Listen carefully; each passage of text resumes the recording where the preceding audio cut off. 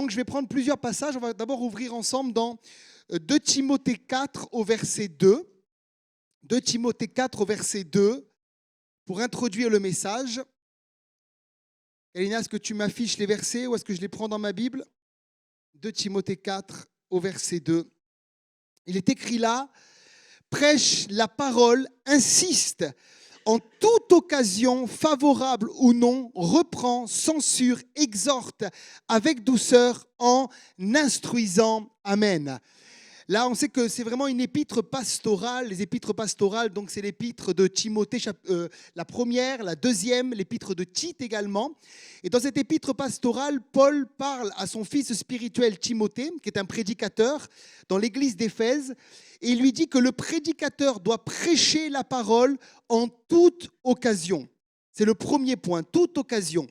Et la première chose que je voulais vous dire ce soir, elle est importante, c'est que vous n'êtes pas des prédicateurs juste de l'estrade.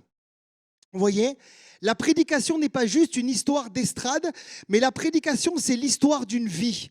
Ça veut dire qu'on n'est pas appelé parce qu'on est juste le dimanche matin une fois par mois ou un mardi par mois appelé à prêcher, à être en feu ce jour-là. Et tout le reste de l'année, chez moi, sur mon lieu de travail, dans mon immeuble, à rien faire. Je suis un prédicateur de tous les jours. Et j'aime beaucoup ce que le pasteur Benjamin Peter Schmidt me disait. Il disait que lui, à un moment dans le ministère, il a senti qu'il a perdu ça. On devient tellement ecclésiastique, on devient tellement un homme d'église que finalement, le dimanche matin, on prépare son sermon, on est bien préparé. Et finalement, la semaine, on croise des inconvertis, puis on n'en parle même plus de Jésus. Et quand on fait ça, on perd quelque chose dans la prédication. C'est important de prêcher en toute occasion, favorable ou non favorable. Et des fois, ce n'est pas favorable du tout. Les gens ne veulent pas entendre le message de l'évangile. Mais si je suis un prédicateur, ce n'est pas juste un prédicateur du dimanche, je prêche en toute occasion. Par exemple, dimanche matin, j'ai invité un frère, un homme à l'église, ceux qui ont vu devant avec sa copine. Et cet homme-là, c'est une drôle d'expérience que j'ai vécue. Il y a 2 ans de cela, j'étais dans un parc dans mon village. Et le Seigneur m'a dit, va parler de Jésus à cet homme-là. Je me suis mis à côté de lui et je lui ai parlé de l'amour de Dieu. Et il m'a dit, je suis comme Job. Et il m'a dit qu'il y a cela plusieurs années, quand il y a eu l'attentat du 14 juillet, sa femme a été coupée en morceaux devant lui et son fils par la personne qui a fait l'attentat. Et ça fait 2 ans que je lui prêche tous les jours devant l'école. Tous les jours, je lui dis, il y a l'amour de Dieu qui te cherche, il y a l'amour de Christ qui te cherche. Et dimanche, il est enfin venu au culte. Et Dieu a touché son cœur. Voyez ? Mais je n'ai pas attendu dimanche matin pour l'amener au Seigneur. Et c'est 2 ans de travail qui ont été aboutis dimanche matin. Prêche en toute occasion, favorable ou non. Alléluia. On est appelé à semer. Et après la semence, celui qui l'a fait croître, c'est le Seigneur. Mais on doit semer et être des semeurs actifs. D'ailleurs, Jean-Luc, tu aimes bien ce thème-là. Hein? Tu l'as prêché à Menton, on doit semer. Alléluia. Et après, c'est Dieu qui va amener la récolte. Également, quand il est écrit prêche en toute occasion, qu'est-ce que je dois prêcher? Eh bien, c'est simple. Je dois prêcher la parole de Dieu. Pourquoi est-ce que je vous dis ça? On peut lire la suite de Timothée 4 au verset 3. Si tu peux l'afficher, Galina, 2 Timothée 4 au verset 3. Regardez bien ce qui est écrit. Ça correspond au temps dans lequel nous vivons. 2 Timothée 4 au verset 3. Il est écrit, car il viendra un temps où les hommes ne supporteront pas la saine doctrine, donc la parole de Dieu.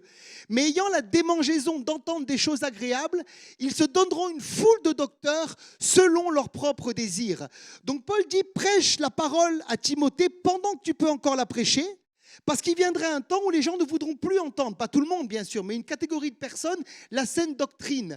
Et je crois qu'on est dans un temps où il y a un piège pour les prédicateurs, c'est que les gens veulent entendre tout sauf la parole de Dieu. Voilà pourquoi on doit prêcher la parole de Dieu et pas prêcher ce que les gens ont envie d'entendre. Voyez ? Aujourd'hui, moi, je suis triste de vous dire, et c'est une de mes plus grandes tristesses, que je retrouve beaucoup de prédicateurs qui ne sont plus des prédicateurs de la parole, mais qui sont des motivateurs, qui sont des coachs de vie. Vous voyez, ils prêchent la parole, mais en fait, quand je les écoute prêcher, ils ont des méga-churches, comme aux États-Unis, et ils prêchent, c'est des coachs. Ils vous disent quoi manger, ils vous disent quand dormir, ils vous disent avec qui vous marier, mais ce n'est pas les lettres de Jésus, les paroles de Jésus, ni les lettres de l'apôtre Paul qui prêchent. Vous voyez, on peut donner des conseils aux gens. On est des gens qui donnons des conseils, mais on est avant tout des prédicateurs de la parole. Et ne tombons pas dans le piège de chercher à plaire aux gens et de leur donner envie d'entendre des choses agréables pour eux, mais prêchons la saine doctrine, la parole de Dieu, en toute occasion, favorable ou non. D'accord? Alors, le piège dans ça, c'est que souvent, quand on prêche la parole, on a l'impression d'être un peu ringard. Vous voyez? Parce que souvent, les nouveaux prédicateurs, ils prêchent des choses tellement motivantes sur le succès, la réussite, comment faire son entreprise. Et nous, on parle des paroles de Jésus, on parle de l'amour de Dieu, on parle du salut, et on paraît ringard. Mais je préfère passer pour un ringard et prêcher la parole, parce que c'est la parole qui va produire des résultats et du fruit dans la vie des gens. Vous voyez? Il y a une parole, je vous la donne, elle m'a déculpabilisé. Je vous la donne, au moins vous êtes tranquille. Philippiens 3.1, si on peut l'afficher. Philippiens 3.1. Alors, il est écrit là, au reste, frères, réjouissez-vous dans le Seigneur. Je ne me lasse point de vous écrire les mêmes choses, car pour vous, cela est salutaire. Donc, l'apôtre Paul lui-même, il dit, je me réjouis parce que, quelque part, je vous écris les mêmes choses, et pour vous, cela est salutaire. Et quand on prêche la doctrine, des fois, on a l'impression de dire les mêmes choses. Vous voyez ? Parler de l'amour de Dieu tous les dimanches, c'est dire la même chose. Et les gens le savent déjà. Et des fois, on dit non, ce serait peut-être bien de prendre un raccourci et de parler de quelque chose d'un peu plus intéressant pour les gens. Mais le risque, c'est de ne plus parler de la doctrine et de ne plus parler de ce que finalement les gens ont vraiment besoin et ce que finalement va combler leur cœur. Vous voyez, dire les mêmes choses. Des fois, on m'a dit, pasteur, tu dis toujours les mêmes choses. Alors, gloire à Dieu, je suis comme l'apôtre Paul. Amen. Puisque Paul disait toujours les mêmes choses. Ne nous lassons pas de dire les mêmes choses. Ne nous lassons pas de prêcher Jésus. Ne nous lassons pas de dire qu'il est ressuscité. Ne nous lassons pas de dire aux gens qu'ils doivent se repentir. Alors des fois, c'est vrai qu'on va le dire d'une manière, une autre fois d'une autre, pour changer un peu. Mais le message, le fond, même si la forme change, reste le même. Je ne me lasse pas de vous écrire les mêmes choses. J'ai écrit ici que la prédication, c'est l'art de se répéter. C'est se répéter. Vous savez, prêcher en grec, ça veut dire proclamer. Donc on n'est pas appelé d'abord à expliquer des choses compliquées, on doit proclamer un message. Et on doit répéter les mêmes choses. Je ne me lasse pas de dire aux gens que Dieu les aime, que Dieu veut les sauver, qu'ils doivent se repentir, qu'il y a un ciel, qu'il y a un enfer, qu'il y a des démons qui ont été vaincus à la croix, que Jésus est vivant, que la Sainte Seine, c'est le repas du Seigneur. Je ne me lasse pas de répéter les mêmes choses. Il y a un grand orateur qui s'appelait Kenneth Hagin. Je suis très fan personnellement de Kenneth Hagin, j'ai lu beaucoup de ses livres. Et Kenneth Hagin avait un don de guérison extraordinaire, il était enseignant et prophète. Et lui-même disait, je prêche toujours les mêmes choses. Je trouve ça extraordinaire. Il parlait de l'onction, il parlait de la guérison partout, du baptême de l'esprit partout. Et partout, il avait des résultats. Il disait même, partout où je vais, je fais toujours les mêmes chants. Alors si Kenneth Hagin faisait les mêmes chants, c'est pas grave si on fait les mêmes chants, alléluia. S'ils sont bibliques, faisons les mêmes chants. Ne cherchons pas des nouveautés pour faire des nouveautés. Prêchons ce que Dieu nous a demandé de prêcher. Et si déjà on fait ça, on sera dans la volonté du Seigneur. Vous savez, le risque des prédicateurs modernes, c'est qu'ils pensent qu'ils vont amener la chose que celui qui était avant eux n'a pas amené. Et si vous pensez ça de vous, c'est de l'orgueil. Vous n'allez rien amener de plus que ce que les réformateurs, les pères de l'Église, les apôtres ont amené. Vous voyez, il y a actuellement dans le corps de Christ un prédicateur, je tairai son nom, il est congolais, papy, qui prêche des choses très dramatiques. Il prêche, par exemple, qu'on peut prier les anges. Il prêche qu'on a un ange guérisseur. Alors, il part sur le texte de la piscine de Bethesda, mais nulle part dans la piscine de Bethesda, il est parlé qu'on a prié un ange. D'ailleurs, moi, je pense qu'à la Bethesda, tu l'as prêché. L'ange était une manifestation démoniaque pour moi. On adorait un autre Dieu, ce n'est pas forcément un ange de Dieu, ça peut être un ange déchu. Vous voyez ? Et ce gars, il prêche ça. Et il a une foule de gens qui l'écoutent.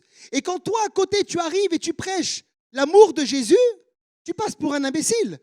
Mais je préfère passer pour un imbécile et aller au ciel et amener avec moi les gens au ciel que prêcher des doctrines qui sont en réalité une démangeaison d'entendre des choses agréables. Vous comprenez ce que je vous dis ? Prêchez la parole de Dieu. Il y a un texte dans lequel Dieu m'a parlé une fois dans ma vie. J'étais tenté quand j'étais plus jeune de chercher des nouvelles doctrines pour aller plus vite. Qu'est-ce qui, Seigneur, est à la mode actuellement ? Qu'est-ce qui se fait ? Et Dieu m'a clairement parlé. Il m'a visité, j'étais en Grèce, je m'en rappelle. Et il m'a dit, Stéphane, veille sur toi-même et sur ton enseignement. Parce qu'en faisant ça, tu vas te sauver toi-même et tu sauveras les autres. Et j'ai compris qu'il y avait des doctrines de démons qu'on ne doit pas accepter. D'accord? On doit prêcher uniquement la Bible et prêcher la révélation de la parole de Dieu. Elle a fait ses preuves en plus de 2000 ans et il n'y a pas besoin d'aller plus loin que la parole de Dieu. D'accord? C'est très important ce que je vous dis. La deuxième chose, quand je dois prêcher toute la parole, je dois prêcher quoi particulièrement? Apprendre, et je vais insister très fortement là-dessus ce soir, à prêcher le salut. Apprenez à prêcher le salut. 2 Timothée 4 au verset 5. Dieu a parlé à mon cœur. 2 Timothée 4 au verset 5. Regardez ce qu'il y a écrit là. Donc encore une épître pastorale, Paul qui parle à Timothée. 2 Timothée 4 verset 5. Sois sobre en toutes choses. Supporte les souffrances. Quand tu prêches, il y a des souffrances à supporter. Mais également, fais l'œuvre d'un évangéliste. Remplis bien ton ministère. Donc écoutez bien, pour l'apôtre Paul, remplir bien son ministère, c'est faire l'œuvre d'un évangéliste. Si vous ne faites pas l'œuvre d'un évangéliste, vous ne remplissez pas bien votre ministère. Peut-être quelqu'un va me dire, mais pasteur, moi, je n'ai pas trop cette fibre d'évangéliste. Je ne suis pas Jean-David, je ne suis pas Christian Cady. Moi, je suis plutôt un type enseignant. Mais même si tu es enseignant, l'apôtre Paul dit que pour bien remplir ton ministère, tu dois apprendre à prêcher le salut. Regardez bien dans Hébreux 2, verset 3. Si on peut afficher Hébreux 2, verset 3, Galina, s'il te plaît. Merci. Hébreux 2, 3. Comment échapperons-nous, il est écrit, en négligeant un si grand salut qui, annoncé par le Seigneur, a été confirmé par ceux qui l'ont entendu. Comment échapperons-nous en négligeant un si grand salut? Vous voyez, il y a des prédicateurs modernes qui négligent le salut. On néglige, il y a des églises où on ne parle plus du salut. Il y a des églises où le dimanche matin, on ne parle jamais du salut, on ne fait jamais un appel au salut. Il n'y a même plus de réunion d'évangélisation. Le but, c'est quoi? C'est nourrir les chrétiens, les nourrir. Et Dieu m'a dit, il y a une grande grâce qui repose sur l'Église quand l'Église prêche le salut. Vous voyez, les apôtres, ils prêchaient avec force la résurrection du Seigneur et une grande grâce reposait sur eux. Et je vois dans le ministère de mon père, il a une très grande grâce de Dieu sur sa vie parce qu'il prêche le salut. Et partout où il va, il prêche le salut. Prêcher le salut, c'est prêcher Jésus-Christ. C'est prêcher la croix, c'est prêcher sa mort, c'est prêcher sa résurrection. Et quelque part, comme disait un grand homme de Dieu, si tu n'arrives pas à prêcher le salut, tu es un hélicoptère. Tu es au-dessus des autres et tu es au-dessus de Dieu. Mais tu n'es pas avec le Saint-Esprit. Le Saint-Esprit, il te fait prêcher toujours Jésus. Il te fait prêcher le salut. Important de prêcher le salut. Comment négliger un si grand salut? Alors certains vont me dire, mais pasteur, Stéphane, ok, tu nous parles pour le mardi soir. Non. Je parle pour tous nos messages. Même au culte, j'essaie toujours de faire un point, voyez, où je parle du salut. Même, comme dit mon père, un bout de pain pour le pécheur. 90% c'est pour le peuple de Dieu, mais je garde au moins 10% où je dois apprendre à prêcher le salut. Et j'ai compris avec les années, vous voyez, je prends un peu d'âge, bientôt 40 ans, que les messages qui font du bien aux gens, c'est les messages où on parle du salut. Même les chrétiens qui sont là depuis des années, quand tu parles de l'amour de Dieu, quand tu parles de la brebis perdue, quand tu parles de Lazare, quand tu parles de Bartimée, quand tu parles de Zachée, quand tu parles du fils prodigue, quand tu parles de comment Dieu est venu nous sauver à la croix, de la résurrection, du ciel, de l'enfer, tu fais toujours du bien aux chrétiens. Donc, on n'est pas appelé à prêcher que ça. On prêche toute la parole, mais on ne doit pas négliger que dans notre prédication, on doit prêcher avant tout le salut pour bien remplir notre ministère. J'écoutais un prédicateur récemment qui disait que Corinne et Jacob étaient avec moi à Paris, c'est le frère qui prêchait, il disait que le ministère de Billy Graham, voyez, alors qu'il est mort, est un ministère qui aujourd'hui rapporte 650 millions d'euros annuels encore aujourd'hui.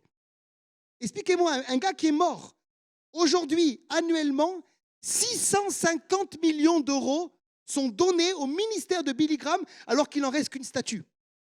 On ne l'a pris pas, cette statue. Mais c'est une statue, vous voyez, vous avez sur René Colubic, il y a la statue de Billy Graham, ici à prêcher Billy Graham, et les gens donnent 650 millions d'euros. C'est le plus aux États-Unis. Et j'ai dit, mais pourquoi, Seigneur? Parce que Billy Graham a prêché le salut. Et même s'il est mort, son institut continue, les théologiens qu'il a levés continuent, prêche le salut, et à cause du fait qu'ils prêchent le salut, Dieu les bénit financièrement pour qu'ils continuent à prêcher le salut. Il y a une grâce quand tu prêches le salut. Quand tu regardes les messages de Billy Graham, il prêchait 20 minutes, pas plus. Et il prêchait le salut. Écoutez bien, c'est quand même choquant ce que je vous dis. On pense qu'il était pentecôtiste, mais il n'a jamais parlé en langue publiquement. Il ne levait pas les paralytiques. Moi, je préfère T.L. Osborne. Osborne, c'est le salut, la délivrance, la guérison, c'est plus complet. Mais Billy Graham, il y a une grâce sur lui. Vous voyez, ça nous montre l'exemple. Et nous, qui avons vraiment qui sommes des vrais pentecôtistes, prêchons tout, prêchons la guérison, prêchons la délivrance, le baptême de l'esprit, mais n'oublions pas de prêcher le salut. Il y a une grâce qui repose. Un jour, une dame a dit à Billy Graham, après un de ses sermons, Pasteur Billy Graham, vous avez bien prêché, mais vous n'avez pas cité le sang de Jésus aujourd'hui. Et il a dit à cette femme-là, je demande pardon au Seigneur. À partir d'aujourd'hui, à chaque réunion, je parlerai sur le sang de Jésus. Et jusqu'à la fin de sa vie, il a parlé sur le sang de Jésus au moins une fois dans un message. Moi, j'écoute des fois les prédicateurs modernes, ils sont des motivateurs, des coachs, comme j'ai dit, mais ils ne parlent jamais sur le sang de Jésus. Il y a un ami à moi, donc Franck Poulain, qui m'a dit qu'il est dans une église à Paris, une grande église connue, où le pasteur lui a dit, ne parle pas sur le sang de Jésus, tu vas faire peur aux gens. Vous voyez ? Parlons sur le sang de Jésus. Vous savez, quand vous parlez sur le sang de Jésus, les démons tremblent. Il y a une puissance dans le message du salut. Et si vous prêchez le salut correctement, Dieu va bénir votre sermon. Il va bénir votre message. Alors, on n'est pas obligé de faire un message complet sur le salut. On peut très bien faire 2 points d'édification, mais revenir à une conclusion, à un bout de pain pour le pécheur, à un point où on élève l'œuvre de Jésus à la croix, on parle du salut et Dieu va bénir. Dans Romains 5,8, il est écrit « Christ prouve son amour envers nous, parce que lorsque nous étions des pécheurs, il est mort pour nous. » Et Billy Graham raconte que dans un de ses livres, qu'il y a une dame qui un jour, elle est toxicomane avec son mari, ils sont dans la destruction, ils sont au bord du divorce, elle ne connaît pas les choses de Dieu. Et juste, elle met la radio, Billy Graham cite ce verset. Ça paraît tellement aujourd'hui simple. Dieu prouve son amour envers nous, en ce que lorsque nous étions pécheurs, Christ est mort pour nous. Elle entend ça. Elle arrête sa voiture, elle se met à pleurer, elle donne sa vie à Jésus, elle est délivrée de la drogue, son mari est délivré de la drogue et tous les deux servent le Seigneur. Vous voyez, quand on parle sur l'amour de Dieu, il y a quelque chose qui se passe. Pourquoi est-ce que je vous dis ça ? Parce que Jésus a dit « paix mes brebis, pas paix mes girafes ». On veut tellement être compliqué. Et j'ai noté ça, je vous le cite, je l'ai noté pour vous. Vous voyez, l'évangile n'est pas d'abord celui du succès, ni celui de la prospérité, mais avant celui du salut et de la simplicité. Et quand tu prêches le salut et la simplicité, tu auras du succès et tu auras des gens qui vont prospérer. D'accord ? Mais sainement, par la croix, pas avec un message motivateur, voyez ? Donc Christ prouve son amour envers nous en ce que lorsque nous étions pécheurs, Christ est mort pour nous. On doit apprendre à prêcher le salut, voyez ? Il y a un prédicateur qui disait que Moody, qui c'est qui connaît Moody ici ? Pelé, c'est tout. Lisez Wilder. Ok, Mika. Moody, c'était un des plus grands, tu connais Moody, un des plus grands prédicateurs américains du siècle dernier. Donc, il a vécu à Chicago et il avait un institut de théologie et il a beaucoup prêché sur le salut. Et dans un des livres que je lisais, il est dit que Moody a fait venir un grand prédicateur. Et pendant 7 soirs d'affilée, il a prêché sur Jean 3,16. Et je me suis dit, est-ce que nous, on est capable de faire 7 soirs sur Jean 3,16 ? 7 soirs d'affilée. Car Dieu a tant aimé le monde. 7 messages différents. Wilkerson, dans un des livres que je lisais, pas Wilkerson, Yonggi Cho, a fait venir un des plus grands prédicateurs de Suède de son époque. Yonggi Cho est mort, mais c'était à son époque. Il a fait venir 1 million de personnes le dimanche matin. C'est énorme, hein, en 5 cultes. 1 million de personnes. Et Yonggi Cho se dit, il va prêcher un message extraordinaire, le gars. Il prêche à la plus grande église du monde. Qu'est-ce que tu aurais prêché, toi ? Allez, imagine un instant. Tu prêches dans l'église de Yonggi Cho, dimanche matin, 5 cultes. Qu'est-ce que tu prêches ? Ton meilleur message, c'est quoi ? C'est chaud, hein ? Il a prêché Jean 3,16. Et quand il a parlé de ça, Yonggi Cho a dit, mais hey, je l'ai fait venir de si loin, j'ai payé ses frais pour parler. Et quand il a vu l'onction qui découlait de Jean 3,16 et le résultat dans l'auditoire, Yonggi Cho dit, ne perdez jamais de vue de prêcher Jean 3,16. Prêchez le salut. Prêchez l'amour de Dieu, prêchez la puissance de Dieu. Pourquoi est-ce que je vous dis ça? Parce que beaucoup de prédicateurs actuels sont incapables de parler sur la femme à la perte de sang, incapables de parler sur le fils prodigue, la brebis perdue, la drachme. Incapables. Ils parlent de choses tellement compliquées. Des fois, je vous dis la vérité, je mets des messages. Je commence à écouter. Je ne comprends rien, j'arrête. Je ne comprends rien. C'est de la motivation. Moi, j'ai envie qu'on me nourrisse. Et quand j'écoute Papa Kadi le mardi soir qui parle sur la drachme et le fils prodigue, je suis nourri. Parce que Dieu confirme son évangile glorieux. Voyez, cet évangile-là, les anges voulaient plonger leur regard dedans. Voyez, les prophètes l'ont annoncé. Cet évangile, c'est l'évangile glorieux. Cet évangile, c'est lui qu'on doit prêcher. Quand tu prêches l'évangile glorieux, c'est quelque chose d'extraordinaire. Je vais aller à Maurice bientôt. On m'a dit, pasteur, tu vas prêcher devant 16 000 personnes en présentiel et des milliers, peut-être des millions même en live avec la télévision Canal+, Canalsat, TNT Congo, Free, Orange, La Box. Qu'est-ce que je vais prêcher? L'évangile. Et je vais prêcher sur les 4 choses dont Jésus a autorité. Le péché, la maladie, les démons et les tempêtes de la vie. Je ne vais pas prêcher de la théologie compliquée. Je garde ça pour le mardi soir à l'église, dans les études bibliques. Mais je prêche Christ et je crois, je m'attends, vraiment, je vous le dis, je m'attends ce soir-là à ce que des paralytiques marchent. Je prie pour ça actuellement, que je vois des paralytiques se lever. On avait les pasteurs de Maurice, 275 églises seront présents, vous voyez. C'est énorme. Il y a des gens qui vont prendre leur billet depuis l'île Maurice, depuis l'île de la Réunion, l'île Rodrigue, Madagascar. Ils vont venir, mais ils vont entendre parler de quoi? De moi? Non, de Jésus. C'est lui que je vais prêcher. Et je crois que quand on prêche Jésus, il y a une grande grâce qui repose sur nous. OK? Donc, prêchez ce que Dieu met dans votre cœur, mais prêchez l'évangile, c'est très important. Également, quand je reçois un message, voyez, je dois différencier ce qui vient de mon esprit et ce qui vient de ma tête. Je vous explique pourquoi je vous dis ça. On passe tous par des saisons de notre vie. Par exemple, si moi et Galina, on passe par une saison compliquée à cause de son caractère, par exemple, voyez, je pourrais être tenté le dimanche matin de prêcher sur les problèmes de couple. C'est un exemple, hein. C'est pas vrai ce que je vous dis. Je m'entends très bien avec Galina, hein. Voyez, mais ça vient de mon esprit ou ça vient de mon âme? Ça vient de mon âme, ça. Par exemple, des gens trouvent que dans l'église, il n'y a pas assez d'amour.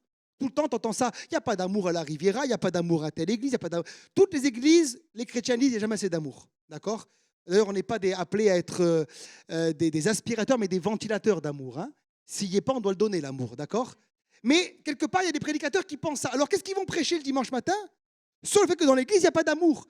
Mais est-ce que ce message vient de Dieu? Est-ce qu'il vient de leur esprit ou est-ce qu'il vient de leur âme? Par exemple, un ami à moi me disait récemment qu'il y a un pasteur qui a pris une église, parmi les voyageurs, une église en place, dans un mouvement avec qui je suis ami, mais le gars n'était pas vraiment appelé à prendre cette église. Il l'a pris et depuis, il est épuisé. Et récemment, un dimanche matin, il a prêché sur le burn-out à l'église.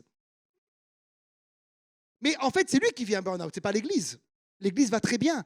Mais en fait, ce qu'il passe, son école, sa souffrance, il pense que c'est le message de Dieu pour l'Église. Mais non, le message de Dieu pour l'Église n'est pas le message qui vient de mon âme, de mes sentiments, de mes émotions. Si j'ai des problèmes avec mes enfants, je ne suis pas forcément obligé de prêcher sur les enfants en difficulté à l'Église, voyez. Je dois entendre ce que Dieu met dans mon esprit. D'accord? Et ce qu'il y a dans mon esprit, c'est très différent de ce qui sort de mon âme. Je dois prêcher en accord, non pas avec mon âme, mais avec mon esprit. Quelqu'un a dit un jour, en tant que prédicateur, nous sommes la bouche de Dieu. Donc quand je monte, ce n'est pas mes souffrances, ni mes ressentis sur l'Église, ni finalement mes soucis personnels qui doivent ressortir, mais c'est la bouche de Dieu. Qu'est-ce que Dieu dit à son Église? Voilà pourquoi un grand prédicateur disait un jour, quand je rentre à l'Église, je suis appelé à laisser mes problèmes à la porte. Et souvent, quand je ressors, Dieu s'en est réglé. Alléluia. Et ça, c'est vrai, je vous assure, c'est très important. Servez le Seigneur. Si vous servez le Seigneur, Dieu va s'occuper de vos Goliaths.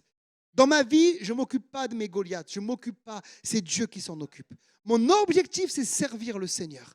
D'accord? Je suis la bouche de Dieu. Il y avait une église pentecôtiste à Rouen, une grande église de 500 personnes, où mon père a prêché. Il m'a dit que juste au-dessus, il y avait écrit pour tous les pasteurs qui prêchaient, fais attention à ce que tu dis, Dieu t'entend. Dieu t'entend. Donc quand je monte sur l'estrade, ce n'est pas mes émotions qui doivent passer, ni mes idées humaines, ni mon âme, ni mon psyché, mais c'est la pensée de Dieu qu'il a mis dans mon esprit. Et des fois, la pensée de Dieu, c'est totalement le contraire de ce que tu vis dans ton âme. Comprenez? Des fois, moi, je suis complètement découragé. Je ne le montre pas à l'église. Et c'est bien de ne pas le montrer des fois. Des fois, il faut le dire aux personnes spirituelles qui prient pour vous. Mais quand tu es prédicateur, tout le monde te regarde. Donc si tu arrives avec une mine déconfite sur l'estrade, c'est fini, la réunion, elle est foutue. Hein. Donc tu dois apporter ton problème au Seigneur et être courageux quand tu prêches. D'accord? Mais je suis découragé, je suis fatigué, j'ai des problèmes, vous voyez? Et Dieu me donne un message sur le courage. Dans ma tête, ce n'est pas possible, vous voyez? Mais Dieu sait ce qu'il fait. Et quand j'obéis à Dieu, à ce qu'il y a dans mon esprit, Dieu alors me fait du bien aussi à moi. On doit prêcher ce qu'il y a dans notre esprit. Également, quand je prêche, ma prédication doit toujours être en accord avec la vision générale de l'Église. D'accord? Et toujours dans au moins un point ou un mini-point, je dois appuyer la vision du pasteur principal et de l'Église. Vous voyez, c'est important. Par exemple, si l'Église actuellement, sa vision, c'est d'entrer dans le bâtiment, il faut qu'en tant que prédicateur, même en semaine, même dans les réunions de prière, même dans les réunions du mardi, du dimanche, même dans la Sainte-Seine parfois, je puisse encourager les gens à être dans la vision. Pourquoi est-ce que je vous dis ça? Parce que Habakkuk dit d'écrire la vision et que la vision, on doit la lire couramment. Ça veut dire que parfois, la vision, pour qu'elle rentre, il faut la marteler. Il faut marteler, qu'on la lise couramment. Et des fois, quand moi, en tant que pasteur principal, je parle de la vision, les gens vont dire, mais c'est le pasteur principal, il veut nous amener là où il veut nous amener. Mais quand un prédicateur de l'Église confirme la vision du pasteur principal dans son sermon, les gens comprennent, non, ce n'est pas mon idée du pasteur, c'est l'idée de l'Église. C'est l'idée du Seigneur. Voyez, si l'Église va à droite, prêche pas quelque chose qui va à gauche. Prêche là où l'Église va. Vous voyez, moi, par exemple, quand je fais beaucoup de missions, quand je vais en mission, il y a des choses que tout de suite, je demande au pasteur. D'abord, je dis, est-ce qu'ici, les femmes prêchent? Parce que s'il me dit non, je ne vais pas dire en prêchant, allez, que les femmes prêchent. Vous voyez, il y aura des problèmes. Je dis, est-ce qu'ici, par exemple, les leaders imposent les mains? Parce que si chez vous, il n'y a que le pasteur qui impose les mains, je ne vais pas faire une révolution. Hein. Le dimanche, j'appelle que le pasteur. Ensuite, je dis, quelle est votre vision de l'Église? Où vous en êtes? Parce que dans mon sermon, je veux appuyer sa vision. Je viens pour l'aider. Je ne suis pas là pour faire ma vision à moi, on s'en fout de moi. Le but, c'est d'aider un pasteur. Vous voyez, c'est important. J'ai beaucoup aimé ce que le pasteur Donato Anzalone m'a dit un jour. Il m'a dit, Stéphane, tu es un vrai apôtre. Je dis, pourquoi est-ce que tu me dis ça? Parce qu'il dit, tu es venu ici dans mon église qui est plus petite que la tienne. Tu n'as pas parlé de ton ministère, ni de tes exploits, mais tu as parlé de la vision que Dieu est en train de faire à Lugano. Donc tu m'as servi, tu as servi ma vision. Et quand vous prêchez, c'est ça. On ne se prêche pas nous-mêmes, on sert la vision de l'Église. D'accord? On parle de la saison dans laquelle l'Église est et on les encourage par rapport à la saison dans laquelle ils sont à passer le Jourdain. D'accord? Ça va, on est ensemble? Quand vous prêchez, également, j'ai écrit, soyez conscients que dans votre faiblesse, des fois on peut être extrêmement faible en prêchant. J'ai déjà vécu extrêmement faible. La parole de Dieu est toute puissante et qu'elle ne revient pas sans produire l'effet qu'elle doit produire. Et des fois même dans ma vie, j'ai expérimenté ça. C'est que le sentiment que vous avez, comment vous vous sentez, ne va pas déterminer la prédication. Des fois, j'arrive ici, je me sens en pleine forme. J'ai envie de tout péter. Mais tout, les murs, tout péter. Voyez, mais des fois, j'arrive ici, j'ai envie de me cacher. Je suis épuisé, je suis fatigué, j'ai mal dormi, mes enfants ont fait des crises, j'ai des chrétiens qui me font des problèmes. Mais mon état de faiblesse n'a absolument rien à voir avec le travail du Saint-Esprit et avec la puissance de la parole qui, elle, ne revient pas à Dieu sans produire l'effet qu'elle doit produire. Pourquoi est-ce que je vous dis ça? J'ai appris avec les années à me détacher de mon état intérieur pour faire confiance à la parole de Dieu. D'accord? Souvent, je le dis quand j'arrive au Canada, ça c'est entre nous, souvent quand je dois prêcher au live, je suis épuisé. Épuisé. Entre le décalage horaire, les 15 émissions que je fais dans la semaine, la prédication, le culte, et là ils me disent, pasteur, tu as encore 3h30 de live où tu prêches 2 fois et après tu prêches aux jeunes. Je ne sais même plus où les forces je dois les prendre. Ils le voient, j'y sais des fois. Hein. Je déjeune, je vais prier, je dors. Vous voyez, parce que je sais qu'ils te pompent jusqu'à la moelle. Hein. Mais quand j'ouvre la bouche, souvent le live, c'est plus fort que les émissions. J'ai appris à me détacher de mes sentiments, de mon état de faiblesse. Parce que la parole, elle est suffisante, elle est puissante. Et quand tu la proclames, d'abord les gens ne voient même pas que tu es fatigué. D'accord? Et Dieu les bénit et Dieu les guérit. Regardez Paul, ce qu'il dit. Paul, il le dit dans 2 Corinthiens 12 au verset 10. On peut l'afficher, Galina. 2 Corinthiens 12 au verset 10. Faites confiance à la parole que vous prêchez, pas à votre état. On est des hommes, des fois on est bien, des fois on est moins bien, mais la parole, elle est stable. Elle produit toujours les mêmes résultats. C'est pourquoi je me plais dans les faiblesses, parce qu'il sait quand il est faible, Dieu va agir. Dans les outrages, dans les calamités, dans les persécutions. Enfin, tu sors du travail le mardi, tu dois prêcher le mardi, tu as eu des problèmes au travail, dans les détresses pour Christ. Car quand je suis faible, c'est alors que je suis fort. Alléluia.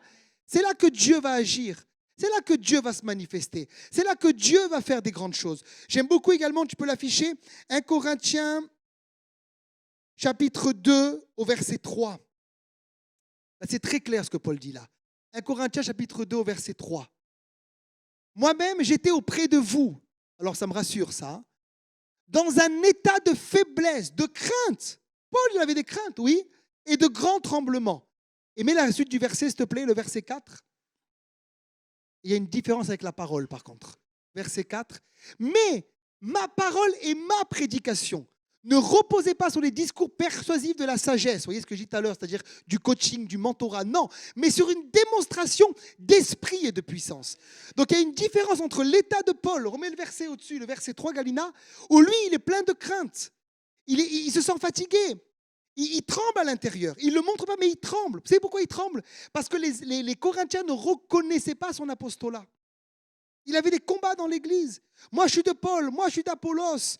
Moi, je suis d'un tel. Il dit, mais c'est moi qui vous engendrez. C'est moi votre père spirituel. Et toi, tu prêches. L'église n'est même pas avec toi. L'église est contre toi. Tu dois prêcher quand même. Et tu trembles dedans. Mais la parole ne tremble pas. Et il dit, quand il prêche, il y a une démonstration d'esprit et de puissance. Donc, apprenez à être dans la foi quand vous prêchez. Même si tout semble contraire, ce qui fait que la prédication va fonctionner, c'est la foi. Et là, je vais aller même plus loin avec vous, là où Dieu me fait halluciner. C'est quand vous êtes très faible et que vous priez pour les malades et que Dieu guérit des gens. Et des fois, il le fait. Dans votre faiblesse extrême, vous mettez la main sur les gens et vous êtes tellement brisé, tellement fatigué que c'est la puissance de Dieu qui passe au travers vous et qui libère les autres. En gros, ça ne dépend pas de nous. C'est ça que je vous dis, ça dépend de Jésus. Ça dépend de sa parole. Et n'importe quelle saison dans laquelle tu es, crois que la parole que tu prêches est une parole qui est puissante et une parole qui est suffisante. Vous savez, moi je suis fils de pasteur, je connais tous les états d'un prédicateur. J'ai vu mon père, j'ai vu des centaines de pasteurs et j'ai vu des gens dans des très grandes saisons avec des grands exploits. Par exemple, c'est filmé, mais gardez la vidéo pour vous. Hein. Claude Hout, par exemple, qui a une église de plusieurs milliers de membres, il a prêché dans l'église un ami à moi. Il était malade, il avait un problème à l'oreille, un problème d'équilibre. Il avait 2 cultes. Entre les 2 cultes, il a vomi dans le bureau. Il a vomi dans le bureau de mon ami, Claude Houd. Hein, oui, grand Claude Houd, il a vomi. Ah, il est monté sur l'estrade. Les gens n'ont rien vu. Hein. Gloire à Dieu, il est vivant, il est puissant, il est là. Tout le monde, amen, amen.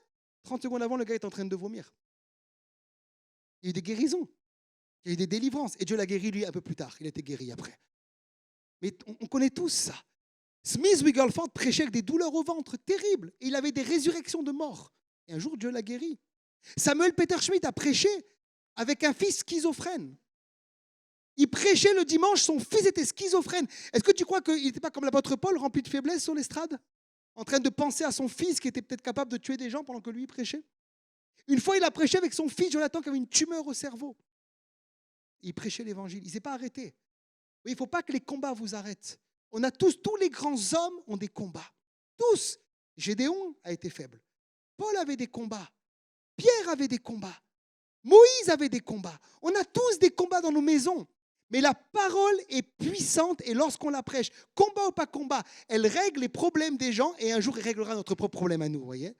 Prêchez la parole de Dieu. Ne vous arrêtez pas de la prêcher. Soyez remplis de force en croyant qu'elle est suffisante pour libérer la vie des autres.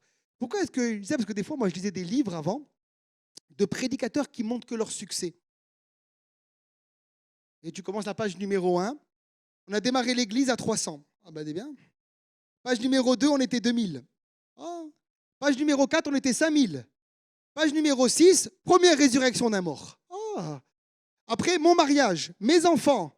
Et tu dis, le gars, j'ai envie d'avoir sa vie. Hein. Mais ça, c'est des livres où ils ne disent pas tout, les gens. Ils ne lisent pas tout. C'est comme le livre des actes. Dans le livre des Actes, il y a 28 chapitres. Pourquoi? Parce que Dieu veut résumer.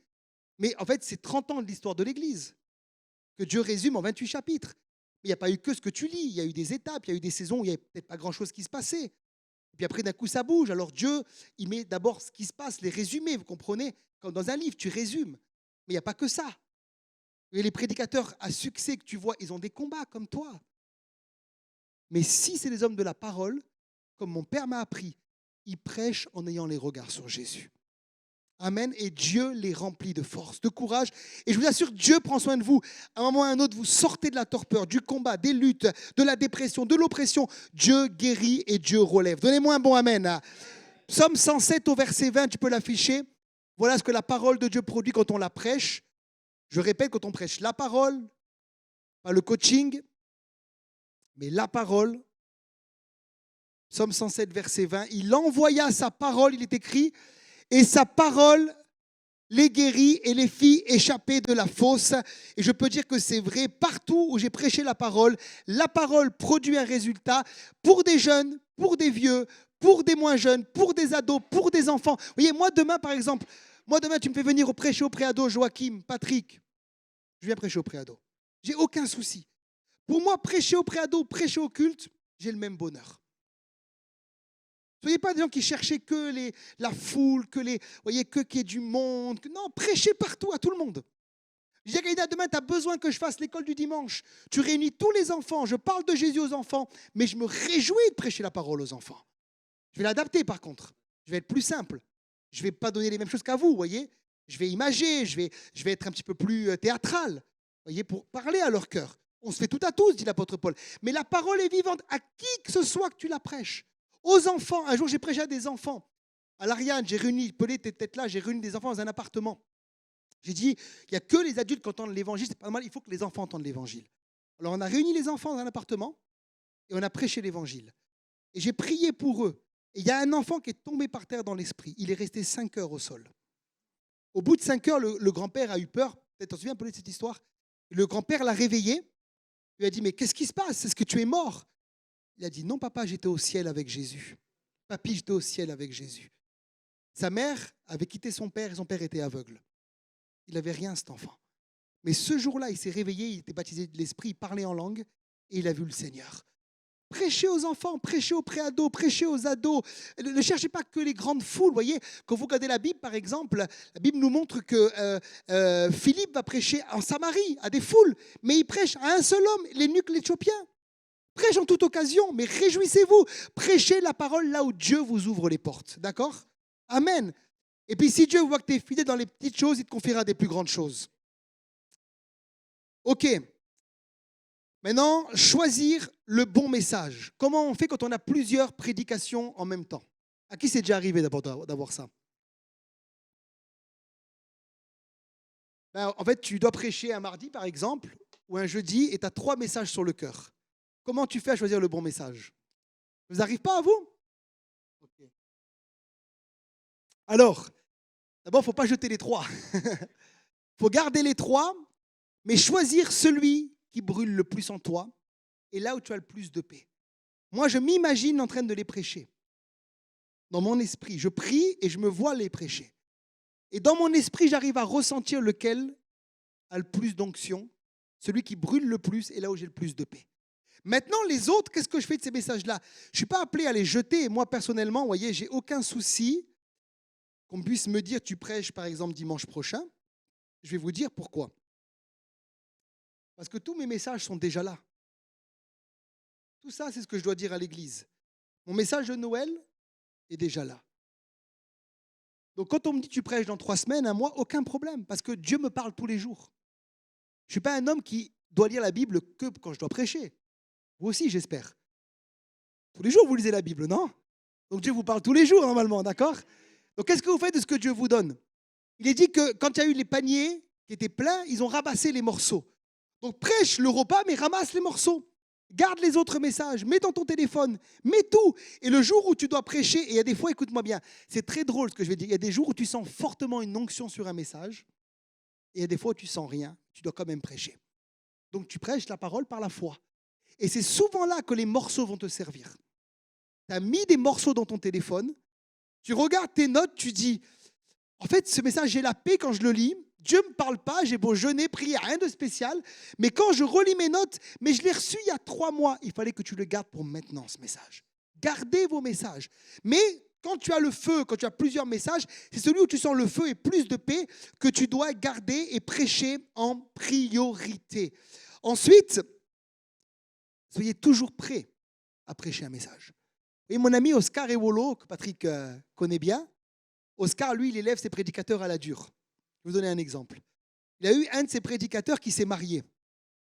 Il s'est marié et il lui a dit le jour du mariage, au fait, gars, tu prêches demain au culte. Et il l'a fait, hein. Et le gars a prêché le lendemain au culte. Lui, il peut te dire comme ça, il te dit comme ça d'un coup, JC, tu prêches dans 1 heure. Ah. Mon père a été élevé comme ça, hein. Mon père était avec Monsieur Lust et il disait l'après-midi, je n'avais aucune note sur moi. Et puis d'un coup, il me disait, Christian, il y avait 500 personnes à la réunion l'après-midi. Un dimanche, tu l'as vu, à 500, tu les as vus les 500 l'après-midi. Tu prêches, tu y étais, tu prêches. Comment tu fais si tu n'es pas prêt? Vraiment, il faut rire les prédicateurs modernes. On doit se préparer, il nous faut 3 semaines d'avance, connaître Oh là là, vous êtes compliqués les gars. Soyez prêts. Et là, il faut que tu aies des morceaux. Il faut que dans ton téléphone, tu aies quelque chose, il faut que tu aies une pensée. Voyez. Et quand souvent on te fait prêcher comme ça un message sur le pouce, il faut que tu parles de ton espérance. Il faut que tu parles de Jésus, il faut que tu parles de la croix. Il faut que tu aies toujours quelque chose à dire. Et bon, moi, si je dois monter un dimanche matin, souvent j'y pense. Si un dimanche j'invite quelqu'un et qu'il oublie de venir, ben, c'est moi qui vais devoir le remplacer. C'est arrivé avec Jérémy Hudol une fois à Menton. Jérémy Hudol devait prêcher, il a oublié. Alors j'attends Jérémy. Je dis, bon, il n'est pas là, il n'est pas là, il n'est pas là. Et j'avais mon carnet avec des messages. J'avais un message que j'ai préparé des mois en avance que jamais j'ai prêché. Je suis monté, heureusement que je l'avais, j'ai ouvert et je l'ai prêché. Toujours prêt, toujours avec une cartouche, voyez, prêt à tirer à tout moment. Alléluia. Soyez prêts à rendre témoignage, soyez prêts à servir le Seigneur à tout moment. Également, Dieu m'a demandé, la deuxième partie de ce qu'on va voir ensemble, Dieu m'a vraiment demandé de parler avec vous sur le caractère du prédicateur. Qu'est-ce que le prédicateur doit avoir comme caractère? Vous voyez, Dieu m'a dit de vous dire ça. Être responsable, ce n'est pas que prêcher. Je répète, ce n'est pas que l'estrade, ce n'est pas que l'auditoire.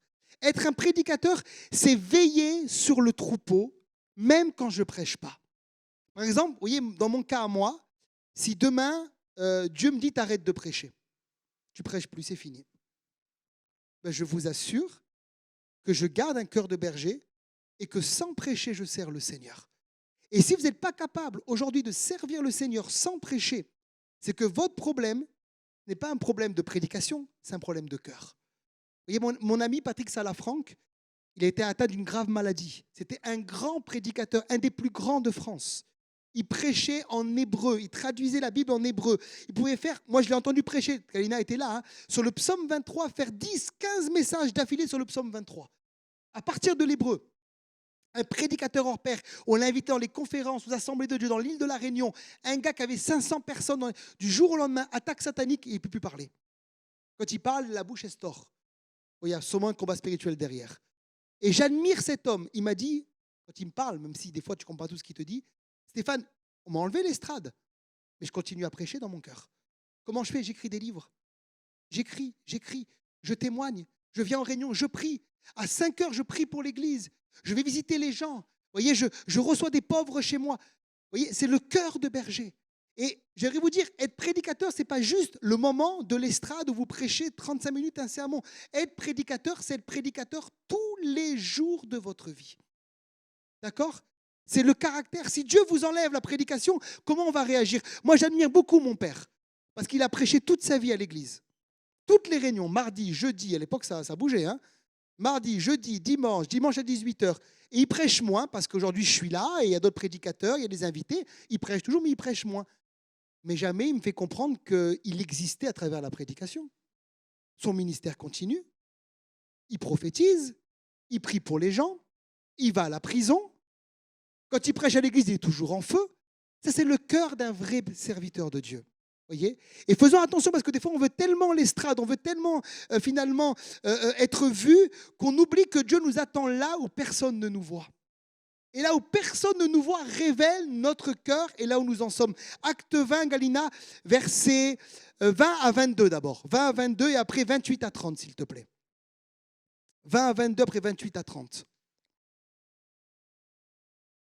Acte 20, s'il te plaît. Paul à Éphèse. Acte 20, 20 à 22. Et après 28 à 30. Écoute ton pasteur, s'il te plaît. Paul va réunir tous les responsables de l'église d'Éphèse. Donc c'est très triste. Hein. Il leur dit, je ne vous verrai plus après ça, c'est la dernière fois que je vous vois. Et il dit, vous savez que je n'ai rien caché de ce qui vous est utile. C'est la première chose, voyez. Il n'a rien caché. Quand tu prêches l'évangile, tu ne caches rien du message de l'évangile. Tu dis tout. Tout ce qu'il y a écrit. D'accord? Sans compromis. La Bible parle de l'enfer, ben on parle de l'enfer. La Bible parle qu'on peut perdre le salut. Alors il faut bien l'expliquer, pas n'importe comment. Hein. Mais si Dieu le dit, alors je dois le dire aussi. On ne cache pas aux gens, voyez. Dieu parle de la soumission, ce n'est pas trop un thème qu'on aime, alors je parle de soumission. Dieu parle de loyauté, alors je parle de loyauté. Dieu parle du péché, alors je parle du péché. Dieu parle contre l'homosexualité, alors je dois être sage, mais si Dieu me demande de le dire, je dois le dire. Comprenez? Je prêche toute la parole. Par contre, pour ce thème-là, c'est avec sagesse. Je ne suis pas obligé d'aller directement comme ça, mais il y a des manières de dire les choses, mais j'arrive au même but. Comprenez?